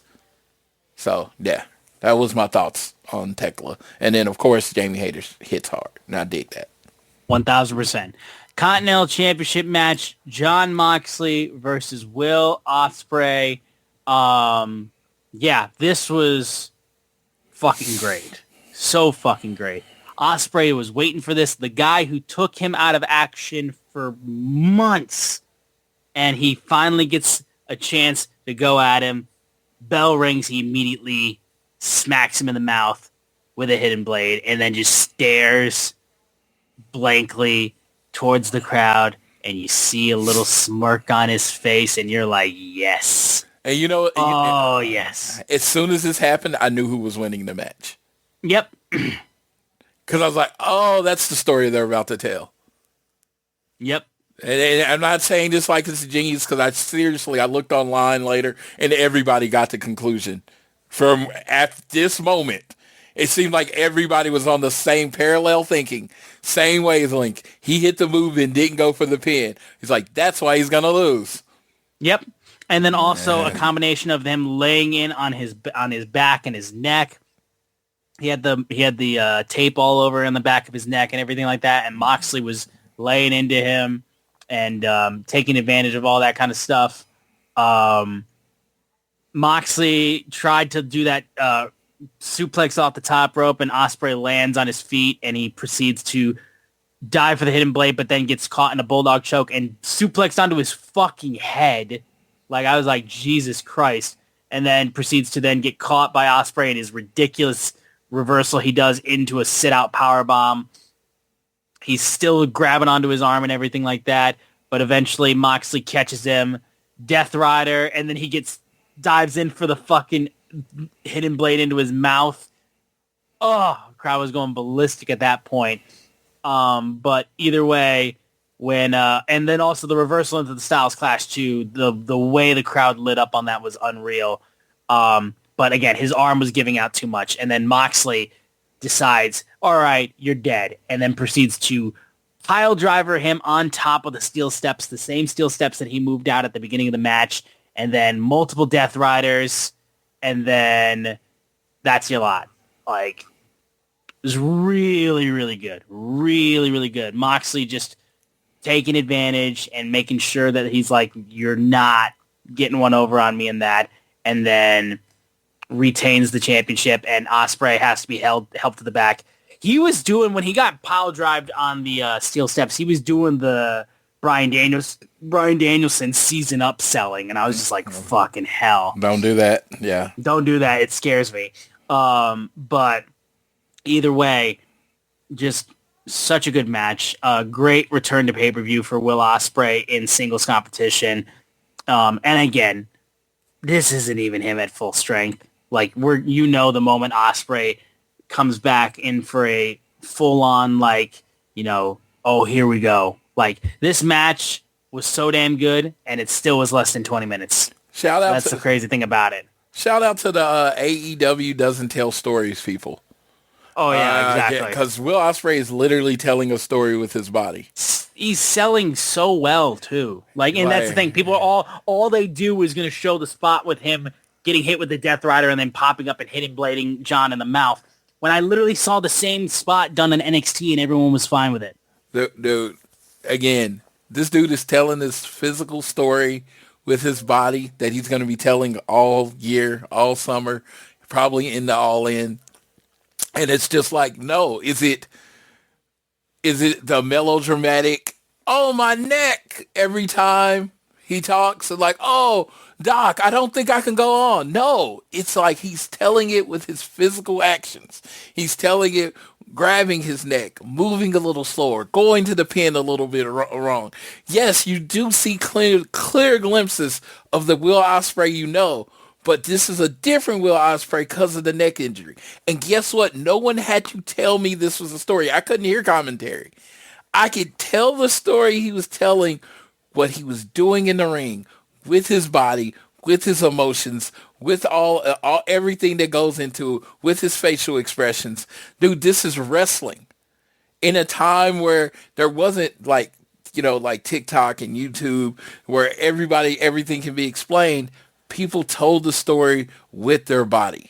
And Will Ospreay is telling this beautiful story where I don't know where it's going to I think it's going to culminate at All In, but I don't know how. But he's telling his body. And you know what? He's going to get a match with Mox again. Don't know when. And he is going to finish Mox this time because he's going to be focused. This was a great fucking story. I really love this match. Like, this match, I didn't see really a lot of people getting it 5 stars, but I was like, it was 5 stars because of not just because of the in-ring work. Mox and Will Ospreay have incredible, insane chemistry working. Don't get me wrong. That was fine. It was just that the story that he told with his body, including up until the loss, that it was just like, okay. Like, he lost, and it gave me more hope for All In. Yeah. Like he lost, and it was like, oh, shit, I see where they're going. And that's what you want in wrestling. No, you don't want to know everything, but you want to see when wrestling is right, the company has this identity where it's like, even though I didn't say this, I'm leading you in this direction. Now, as a wrestling fan, you might somehow jump ahead of it. You might like this. They want you at step 1, and because you're a wrestling fan, you're already at step 4, right? But if you enjoy this journey, if you somehow restrict your plate yourself to be at step 1 with them and enjoy each step, I think it's going to give you that satisfying feeling that you want. Yeah. I'm right there. I'm right there with you. We then move into the penultimate match of the show, the 6-man tag match between the Dogs and the Conglomeration, with the third man for the Conglomeration being a returning Kyle O'Reilly, who they showcased him returning with a ridiculous, filmed in front of a live studio audience, sitcom segment for their entrance, complete with synchronized applause and laughter signs superimposed on the Jumbotron. Just, yes. And it's so funny. And you know what show it was, right? Specifically? Yeah. I mean, it's very Full House. Yes. I thought it was Friends, but because of the couch, but hey, Full House. Yeah, it could be Full House, Friends, in any of those types of shows. I feel like it's very similar. Yeah, I'm very much a sitcom guy, as y'all might know. Love my simple entertainment sometimes. Yes. But that being said, I thought that entrance was everything I wanted it to be. So that was amazing. Yeah, Kyle coming out, did somebody say Conglomeration? And Orange is like, no. Literally nobody said that. I didn't say that. Roddy didn't say that. And Kyle's just like, oh, well, in that case, Conglomeration. And just like with the biggest dumb smirk down the lens of the camera, hugs Roddy. And it's just, oh, I'm so happy Kyle's back. I love Kyle's fucking jaunty little walk and his silly little face, giving a dumb little thumbs up to Orange Cassidy. You love Kyle, but no one loves Kyle as much as Tony Khan. No, yeah, exactly. Hey, let's say you could probably count on your hands the amount of people that have clean victories over both Jon Moxley and Darby Allin. You know who does? Kyle O'Reilly. Now, outside of the fact that they proceeded to then come out and have the Dogs destroy the fake plywood door that they walked out of, and Gabe Kidd pissing on the couch. Oh, I mean, Gabe Kidd pissing on the couch, but the star of the show was Clark Connors fucking on the couch. That was true. He showed you a little bit he showed you a little bit into what his bedroom is. He was like, he had his hips into it and everything. I was like, okay, I don't think this is appropriate for like anybody. I don't think anyone should be watching this. You know how they say like, this is just no one. You should just not do that. Stop. I wanted a newspaper. Bad dog. Bad dog. Yes. Yes. But either way, outside of that, unfortunately, this match suffered from the case of injury, with unfortunately a plancha to the outside onto Gabe Kidd caused him to separate his shoulder. And he was pissed. You could see him forcibly grabbing onto that shoulder and like working his way through as best he could, but also like Doc's checking on him and everything like that. The Conglomeration get the win. They are the new Trios champions. Very cool for the Conglomeration. Just unfortunate that the match suffered from the injury. And it was a palate cleanser before the main event, so it kind of just came and went. Let me shout out. I also think Kyle O'Reilly's a jinx because we are living in Kyle Lander, and only one Kyle can exist. That is true. So with him coming back, that is why the other Kyle got hurt. It's all Kyle O'Reilly's fault that Kyle Fletcher got hurt, because Kyle O'Reilly was coming back. He was like, only one Kyle can exist at a time. And then into this match, another is Kyle O'Reilly's bad luck. He comes in, he takes out Gabe Kidd without touching him. Like, what is going on here? Kyle O'Reilly, jinx. No, I'm just kidding. Shout out to Vancouver. I love this moment. Him winning. And you saw clips online from Twitter on how happy he was, and he was crying and thank you, Tony Khan. And it's just like, yeah, this dopey trios title that no one cares about. It's like, dude, this shit, it ain't always about titles. Like, I know as a fan, you know, we watch what's on the show and all that stuff, and it was like the Congregation one, cool, and then you move on. But this dude coming back from another long time off, another injury, to come back, and, you know, they could do a lot of different things, but they gave him the titles the first night, conglomerating with his boy Roddy. And you could tell this was coming. You don't tell stories. Roddy deciding he was in the conglomeration, him and Orange Cassidy tagging up. Then he's like, oh, we got a friend for this feud with the Dogs. Like, it was all there. And it was just like, they've been telling this story of this moment for about almost 2 months.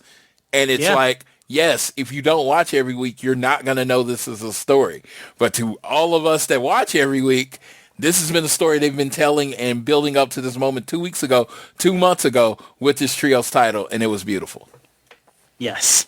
Finally, main event time, the AEW World Championship, the Devil versus the God of Professional Wrestling, Kenny Omega versus MJF for the World Heavyweight Championship.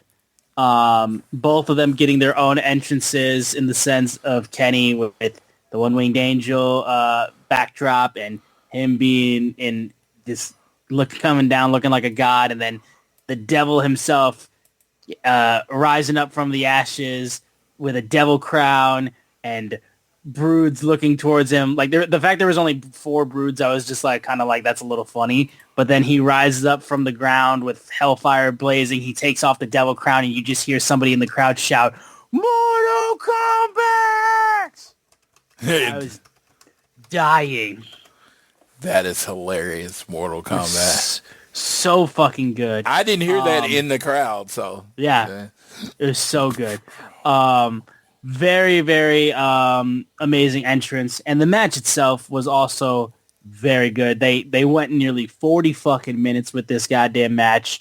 And yeah, I thought it was very, very, very fucking good. Like, yes. Really strong. I just want to say this.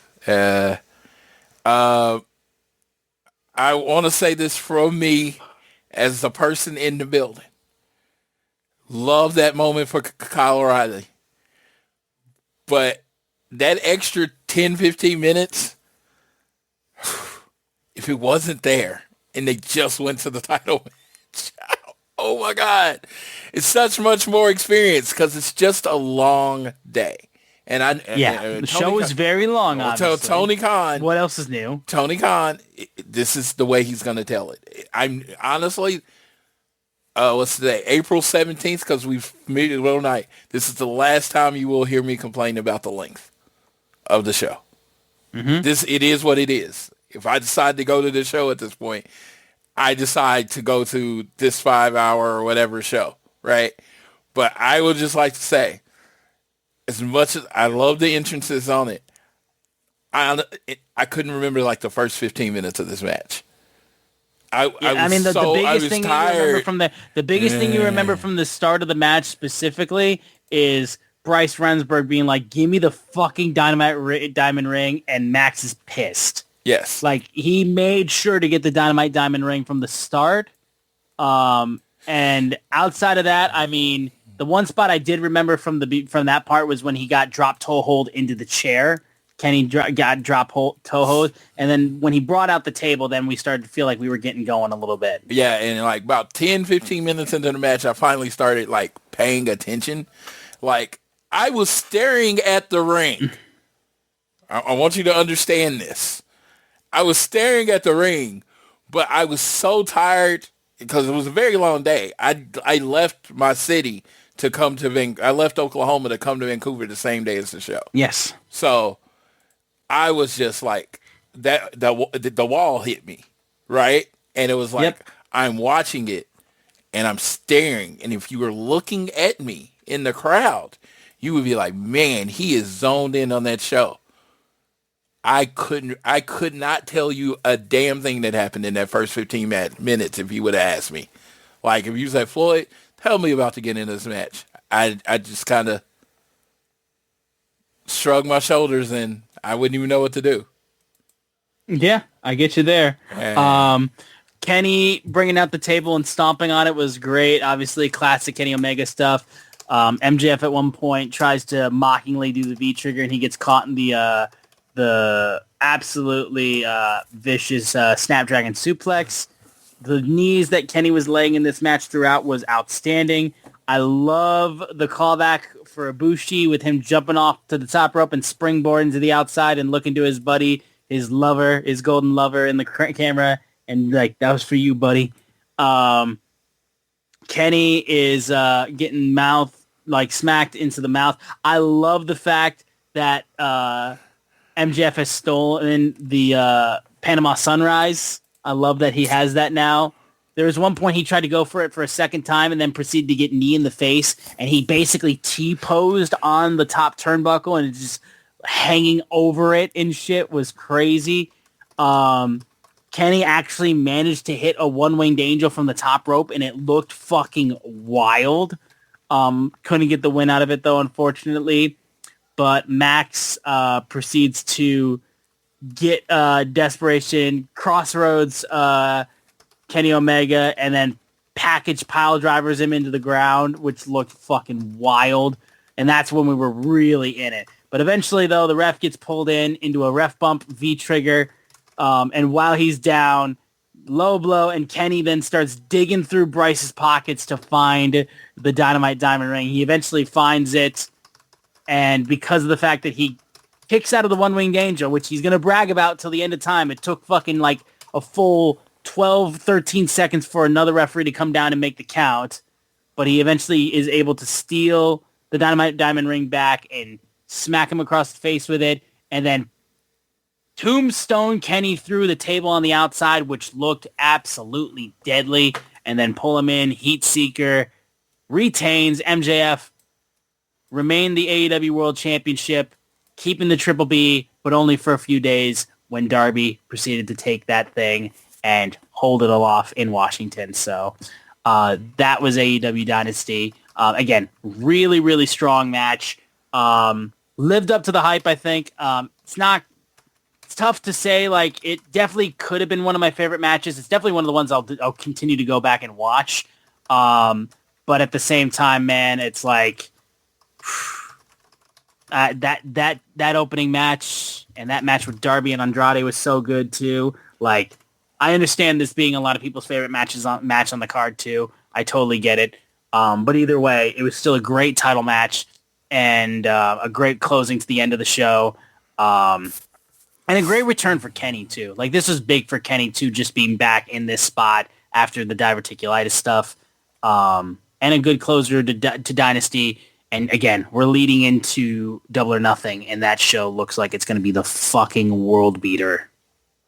Dude, so my matches of the night, number 1, of course, FTR. Number 2, Young Bucks. Actually, yeah, number 2, Young Bucks. Actually, I go on rewatchability. Number 2 is Moxley versus Ospreay. Number 3, Young Bucks versus, and then MJF would be at number 4. Again, they put on banger main events, but they put on banger main events at the end of a 5-hour show. So it's like, needless to say, like I said, there's no reason to complain about it anymore. This is the AEW product. So I really enjoyed this match. I enjoyed the Devil. Balls of AEW to have a Devil God storyline and the Devil win. What kind of crazy? That is balls.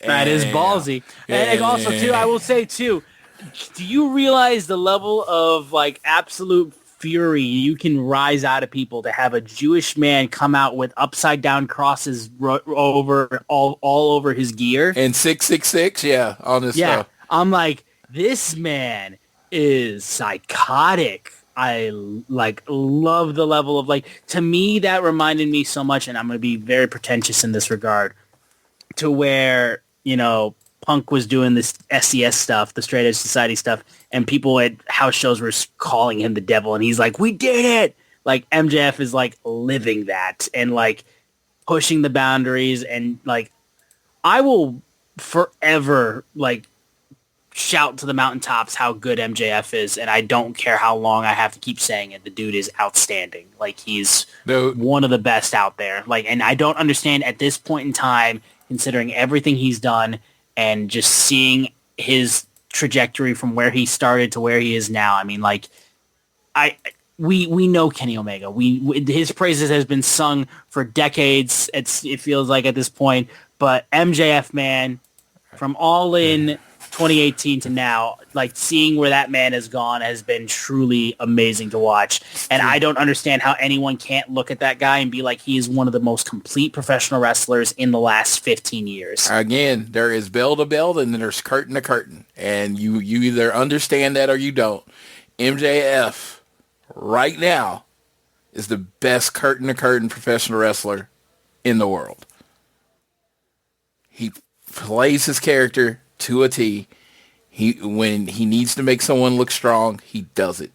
When he needs to get over, it works. When he needs to make you boo, he can do it. When he needs to make you cheer the other guy, he can do it. He has complete control over the crowd right now.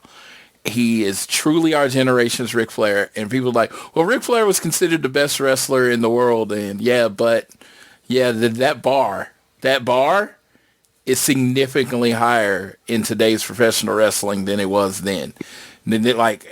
Kenny Omega exists, Will Ospreay exists, Takeshita exists, and it's just like, so being the best in-ring performer in the world, dude, you could have a conversation with 50 different people and get 50 different answers. So, yes. But when it comes to rope on this mic, in this ring, when you go in the scale, the 0 to 10, and you putting out these categories, I defy you to find someone on the level of the Devil, because there isn't anyone right now. He is in his zone. Yes. So, and him out there with Kenny Omega, again, Kenny Omega, probably the best in-ring performer I've ever seen in my life. Crazy thing, 10 years ago, I couldn't have picked him out of a lineup. And he's still the best. He's the best in-ring performer, one of the best in-ring performers I have seen. And it's like, who are you comparing him to? Well, Will Ospreay. You're comparing him to his contemporaries that are in the same company as him right now. Yeah. And that's just kind of fucking amazing. But MJF looked right at home with Kenny Omega. He looks right at home with Will Ospreay. He looks right at home with Jon Moxley. That is a statement. But when you put a mic in his hand, there's no one on this level. When the care that goes into each the gear he works into the ring, each entrance that he does is specific to the person that he's wrestling. His promos are specific to the person that he's wrestling. Everything is done with such meticulous intent and thought that, oh my God, and I even say this, he's not my favorite wrestler. I'm very clear, very on the record that Konosuke Takeshita is my favorite wrestler in the world. But I still don't think there's anybody better than MJF. Yes. So this is not stand-em, because I'm not really that way with MJF. No, I'm not. I don't even have people wear his scarf everywhere. I don't even have one of his fucking scarves. I don't buy a whole lot of MJF merch. I might have to actively. Yeah. Yeah, okay. I have the MJF shirt that I bought like early on, and like one of them, and then I have the one that you bought me, the Better Than the Best in the World shirt. Yeah. Yeah. So, but outside of that, like I'm not like that with MJF. But if I'd be stupid to not say that like the dude he's got everything. Like, and I don't know what else. I don't know what else you could want from a pro wrestler. I would love to say he's the MVP of AEW, but Jon Moxley exists. Unfortunately, he's going to be there too. And Jon Moxley.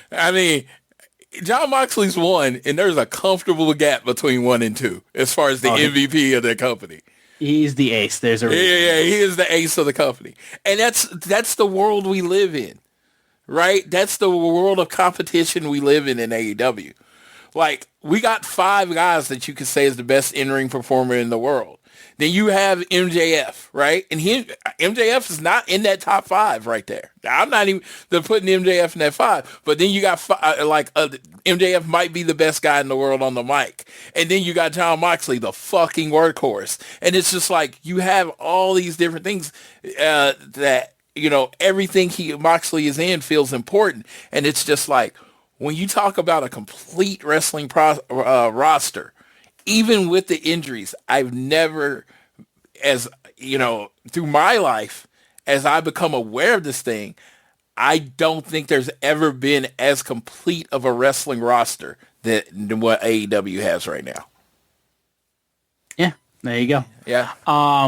That was AEW Dynasty. We're gonna kind of go quickly, I think, for the most part. Dynamite, just because we already covered Darby. We already covered Darby. There's a couple other things we'll cover, and other than a couple other segments and a couple other matches, we can kind of fly through this stuff with because the show itself I thought was pretty dang good, but it was carried on the fact of the shocking championship victory and the Newing of Darby Allin. So first thing I will say too is Ciampa's match against Desmond Xavier was solid. Cutting a promo afterwards saying whoever wins the AEW World Championship, he's coming for you.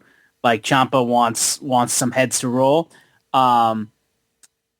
Your FTR absolutely took a victory lap in this one. It was wild to watch, and hit them pulling out for the benefit of those with flash photography and doing not a 5-second pose, but a 10-second pose. And I don't, if you caught it, they did a 10-second pose because they're twice as good as Cope and Christian. They're better than them. That was such a fun little promo. I thought that was great. And so I went mucking it up and everything. I went to shop AEW looking for my poster of them doing the pose. That wasn't there. Looking for my matchup Monday of them versus Cope and Christian, them versus the Bucks, wasn't there. FTR is just getting hated on. AEW has decided they don't want my money anymore. I guess not, man. I don't know why they would do that. And it's there. You're willing to offer it. It's here. Yeah.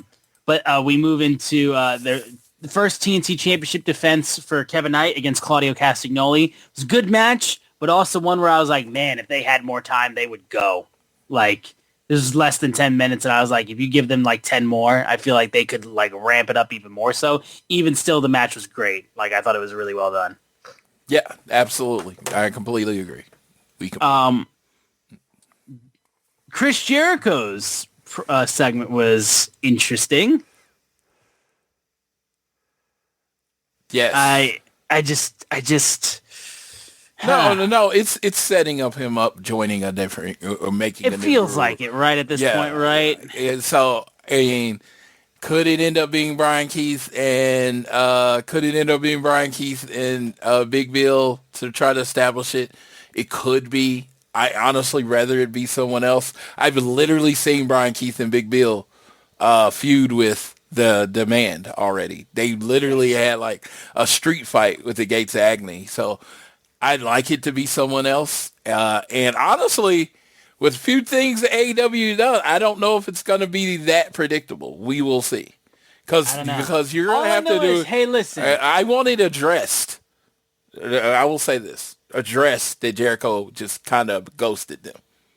Yes. I don't want it to just to be together and like nothing happened. Yeah. Also, too, I'm just saying, too, like as long as he's still like doing appearances and stuff like that, you want to slot a spot for Sammy Guevara to do appearances on TV. His homeboy is back, so I'm just like, yo, like Les Sex Gods can be reunited if you choose to. I'm just saying, like, just to get my boy Sammy a little bit of TV time.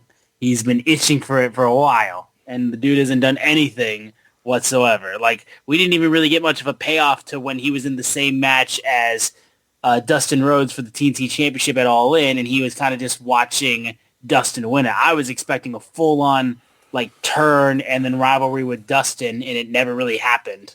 Yeah, that's gonna happen when Dustin gets back, I assume. But I don't know what happened with Sammy, and I hope he gets in the good graces and used again because I like him. But I don't know. Maybe he's in yet another group with Chris Jericho. Who knows? But yeah, and Chris Jericho specifically in response to everything Ricochet said to make fun of him for the fact that he beat him with the Rico salt, as he called it, instead of the lying salt. Terrible name. Talk. Yes, and then also Jericho proceeds to then talk about, well, you know what, Ricochet bald, and then just continues to subtly throw in the word bald every 5 seconds that he can, and I'm just like, I'm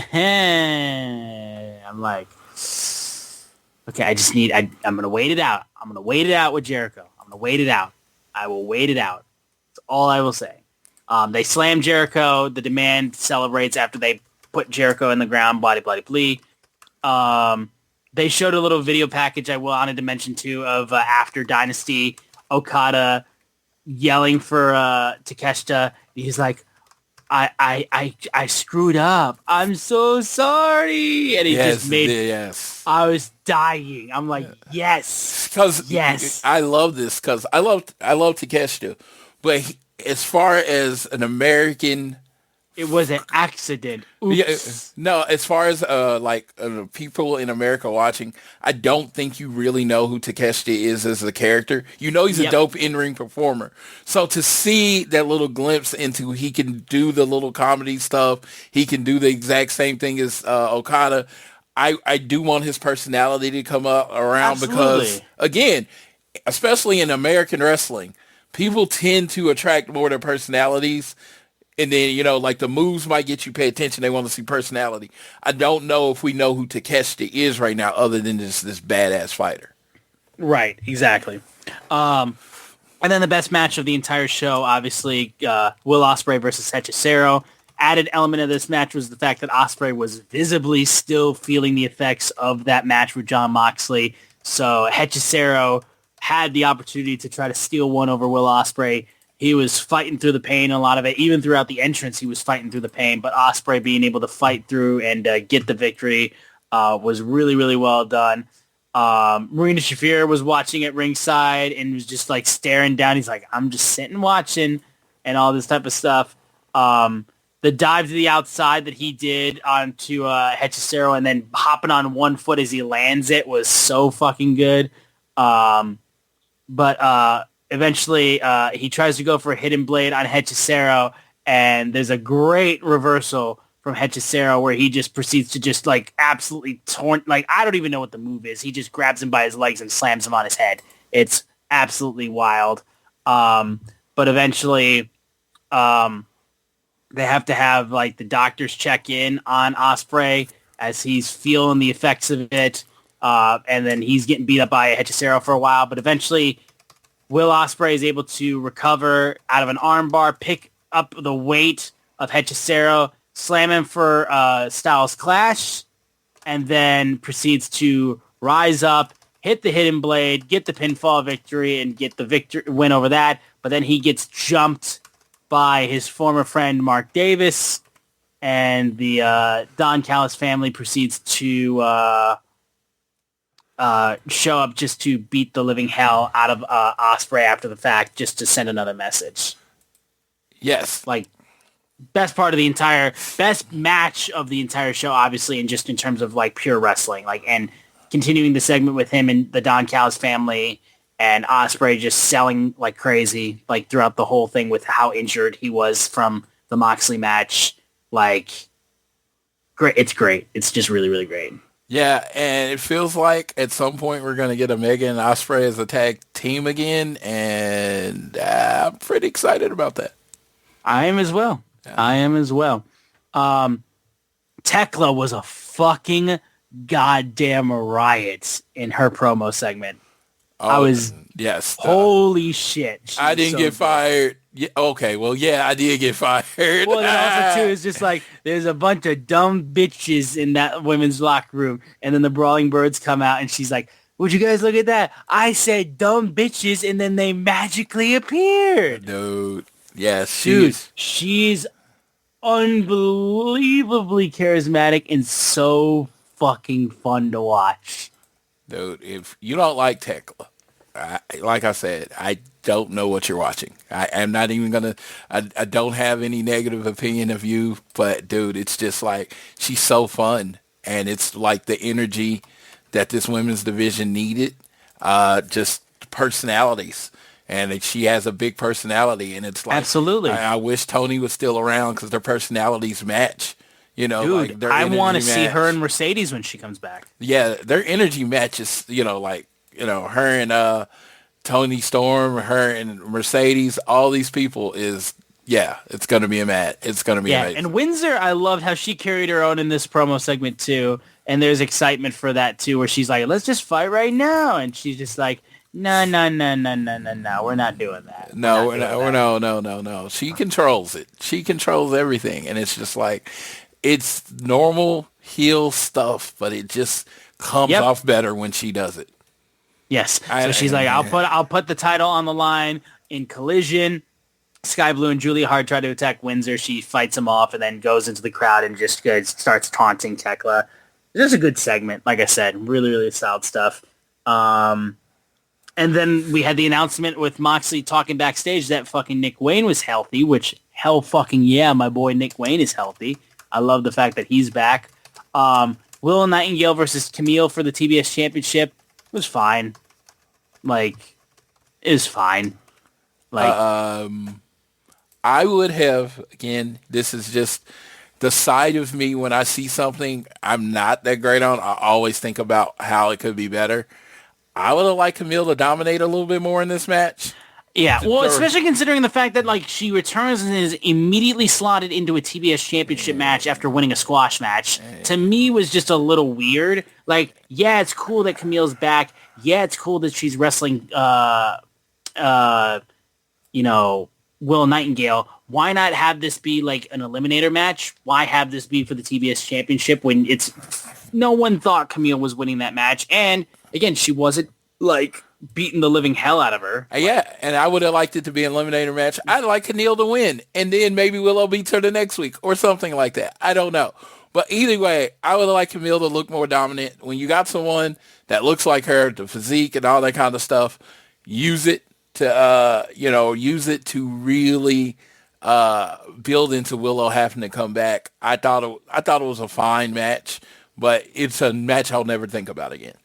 Exactly. And then, of course, the show finished with the unbelievable moment of Darby Allin, world champion, which we've talked endlessly about, so I think we're good on that regard. Yes. We can mention a couple things, too, from Spring Break through Collision, which opened up with Cope saying how they were going to take their pound of flesh from FTR, but then FTR had some help with Rocky Romero and Trent to jump Cope and beat him down, but it had some backups with the Young Bucks coming out and helping out Cope right before their opening match with the Rascals.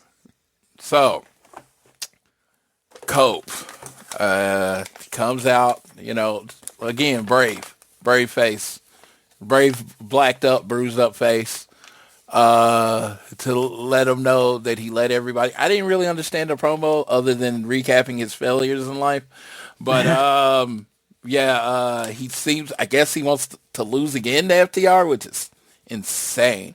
Running into a brick wall, whatever. Then I'm watching this, and then of course, the Roppongi Vice comes out. A great tag team. They got their own beef with Cope that had nothing to do with FTR.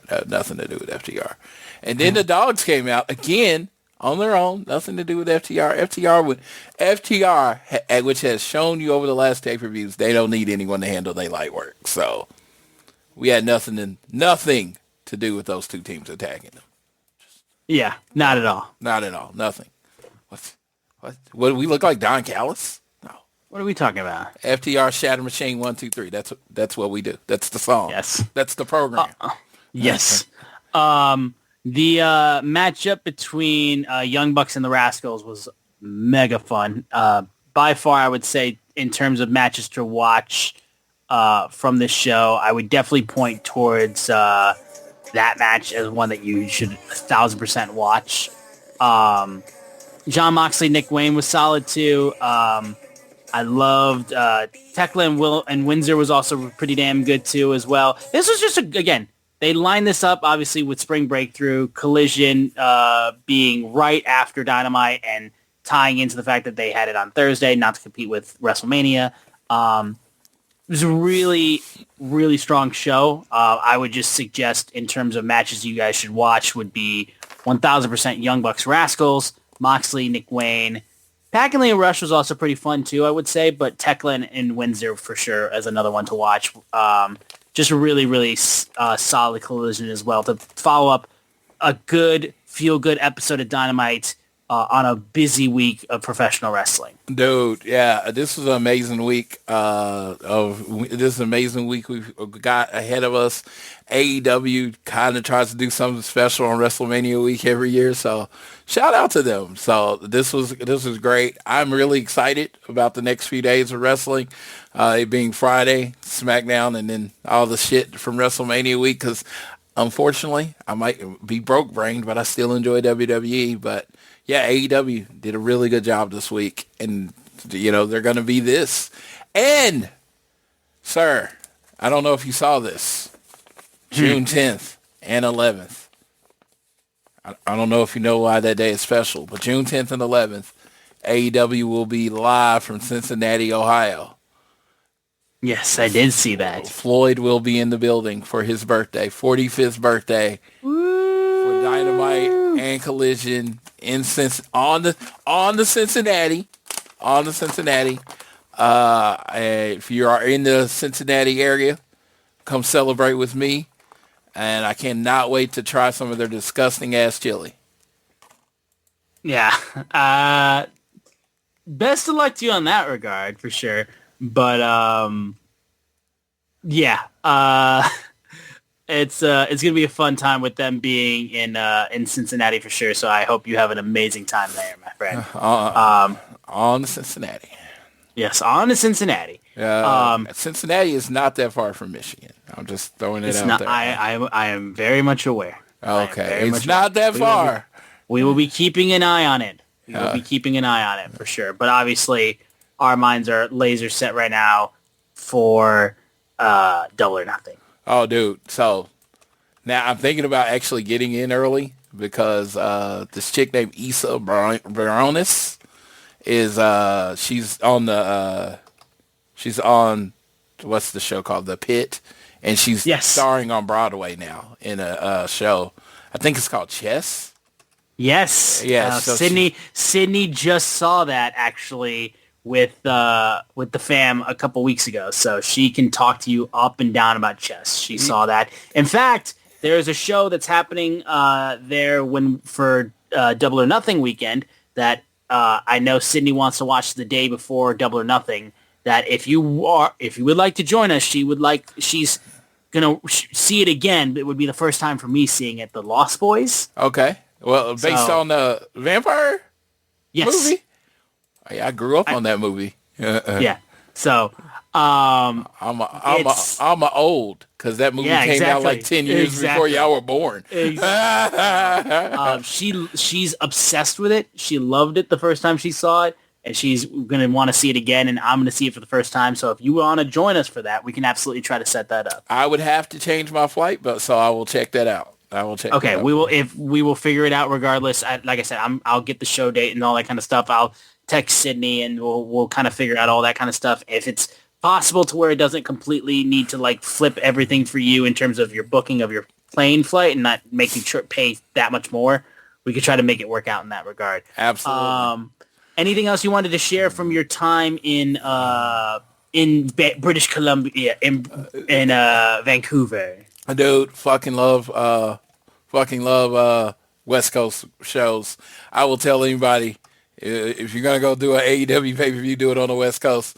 Because I got out at like 10. So like food places were still open. Yeah. Dude, so I was like, that was cool. Could go get something to eat. But it was like, it was book-ended wrestling. I leave on my flight there. Of course, it's Kevin Knight and Camille, which is awesome. I didn't get there. Me and Steven meet up. He's cool. Stephen O'Freddy, he's a big fan of the show, always listens to the show. We met in Vegas a few years ago. Got to surprise him. We got first row seats. It was amazing. Then this chick named Heather, and I never knew her name. Heather's the blue-haired chick I met in Detroit. She's been to 103 shows. That was her 103rd show, so she is quite a bit ahead of me. And Heather's not on social media or anything like that, or cares about anything. Like as far as being anything more than a fan, she just shows up to the shows, watch it. I'm like, I sit there. We sat next to each other in All In, sat next to each other here, and she doesn't try to like me, like I'm big and loud and want to say hi to everybody. Nope. She comes in, she has a little Yoshi plush, and she sits there and watches the show. It is amazing, and she's not on social media.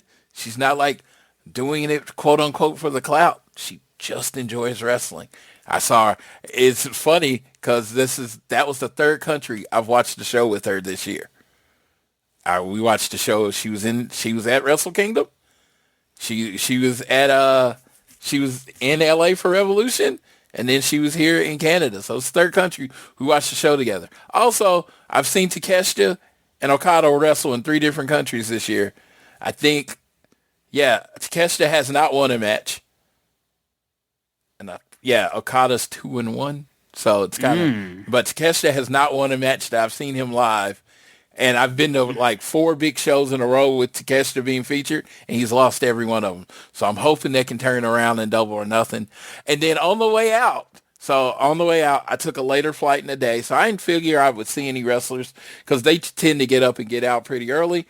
As I was leaving, I walked past full-on FTR shirt, FTR bag. Who's sitting as I passed? Big Stoke.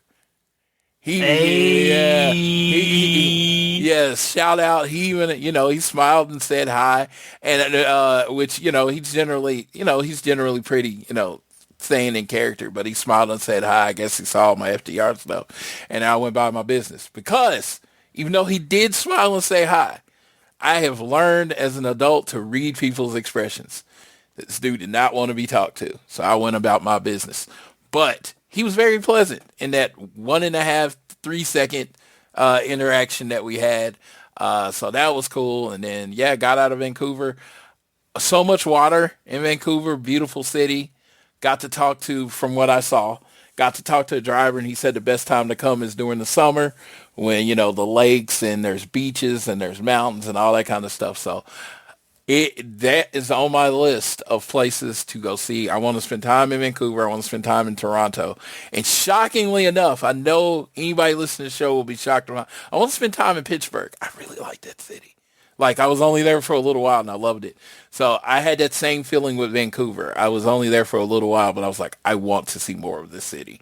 So I'll definitely be back when it's not wrestling included. And in general, had a really good time. Got my curler. Oh, last thing I missed. So my flight from Oklahoma City to Houston, I was supposed to get there with like 50 minutes to get to my gate. Well, the flight was delayed, and I guess we lost time in the air. So when we landed and we're taxiing, my flight was boarding. And they were like, I literally had 15 minutes before they said my door was going to close. I hadn't heard anything. So I get off the flight. And if you've ever seen me in an airline, I look like I'm in pajamas. I'm like straight sweatpants, a big-ass T-shirt, and some slides. That is not conducive to running when you need it to be. So I start running with slides on. They let me, the people in the plane let me off first. So about 100 yards, maybe 200 yards from my gate, I took a bump. I actually fell.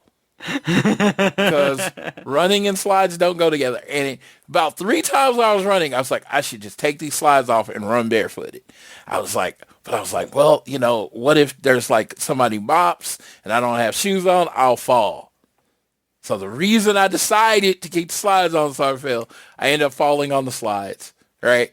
I get up, like, I'm okay. The pride's a little hurt, but again, whatever. Nobody I knew saw me, so I was cool. That's the thing with me. I just don't want anybody I knew to see me. So I get into the plane, fly there, go to the show. All this fun. Next day, I woke up and my lower body was hurting just a little bit. And I was like, it's no big deal. I'm just old and I'm moving around a lot. I get on the flight, go home. I'm fine.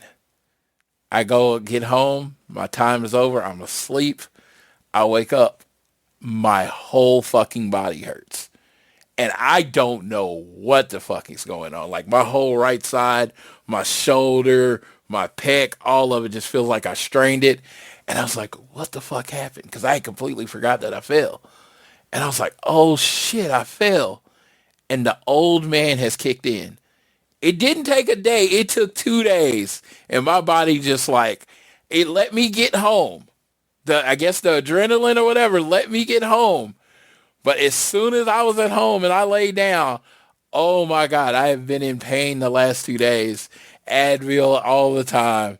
Goddamn old man. Old man fell. And let me tell you, it's one of those things. I would have failed like that 10 years ago. Nothing. But almost 45-year-old Floyd has felt every bit of that fall. And somebody was like, for the love of the game, he's like, your body wasn't going to let you miss the show. So and I was like, I guess not. But yeah, slides. Next time I have to run, the slides will be coming off, going into my bag, because I busted my ass. And I imagine there was an airport security watching the video that has sent that video around, rewound it, played it, or whatever. And I am glad I could entertain you. But yeah, that honestly was a day in, day out thing, so it wasn't a lot of travel. Didn't see a lot of sights, but I did think that fall was pretty fucking hilarious. Yeah. Hey, the things we do for the art. Yes, I love this shit. It is. I love this shit, and I'm just glad to be a fan of it. Totally. Absolutely. One little bit of news we can touch on before we close out this show, Floyd. Oh, yeah. Let's see. Yeah, American Gladiators starts in 8 minutes on Prime.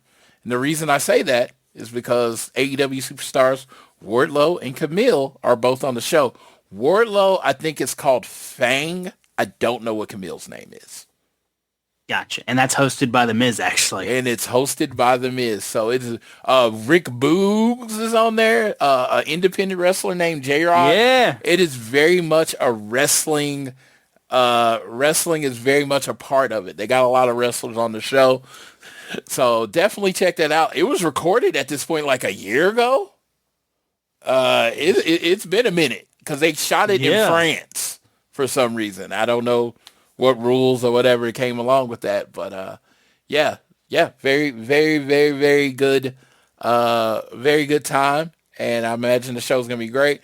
I'm actually not going to be watching it live. I'm waiting to watch it with JR. But again, it was shot a year ago. So if you're going to get spoiled, you were going to get spoiled by now anyway. Pretty much. But I think that's going to close it out on this wild week of AEW for this episode of All Things Elite, guys. Hopefully you enjoyed this week of AEW. Hopefully you enjoy this week of wrestling, like we said at the top of the show. And of course, we're now on the road to what is now one of the most highly anticipated AEW pay-per-views, it feels like, in a very long time. So we're excited, boys. Guys, if you enjoy the podcast, if you enjoy the show, we appreciate it if you continue to support us, whether you're listening to us on YouTube Music, Apple Podcasts, Spotify. Give us a share with your friends, family, coworkers, whoever you wish. Rate, review, subscribe. Follow us on Twitter at ATElitePod. You can also follow at Social Suplex. We're part of the Social Suplex network, and there's a bunch of great podcasts on this network you should absolutely check out alongside of ours. Show them some support. Show them some love. I am at Austin Sumowicz, SZUMOWICZ. Floyd is at Floyd Johnson Jr. on Twitter. Check out the Social Suplex newsletter. Link is in the description of the show.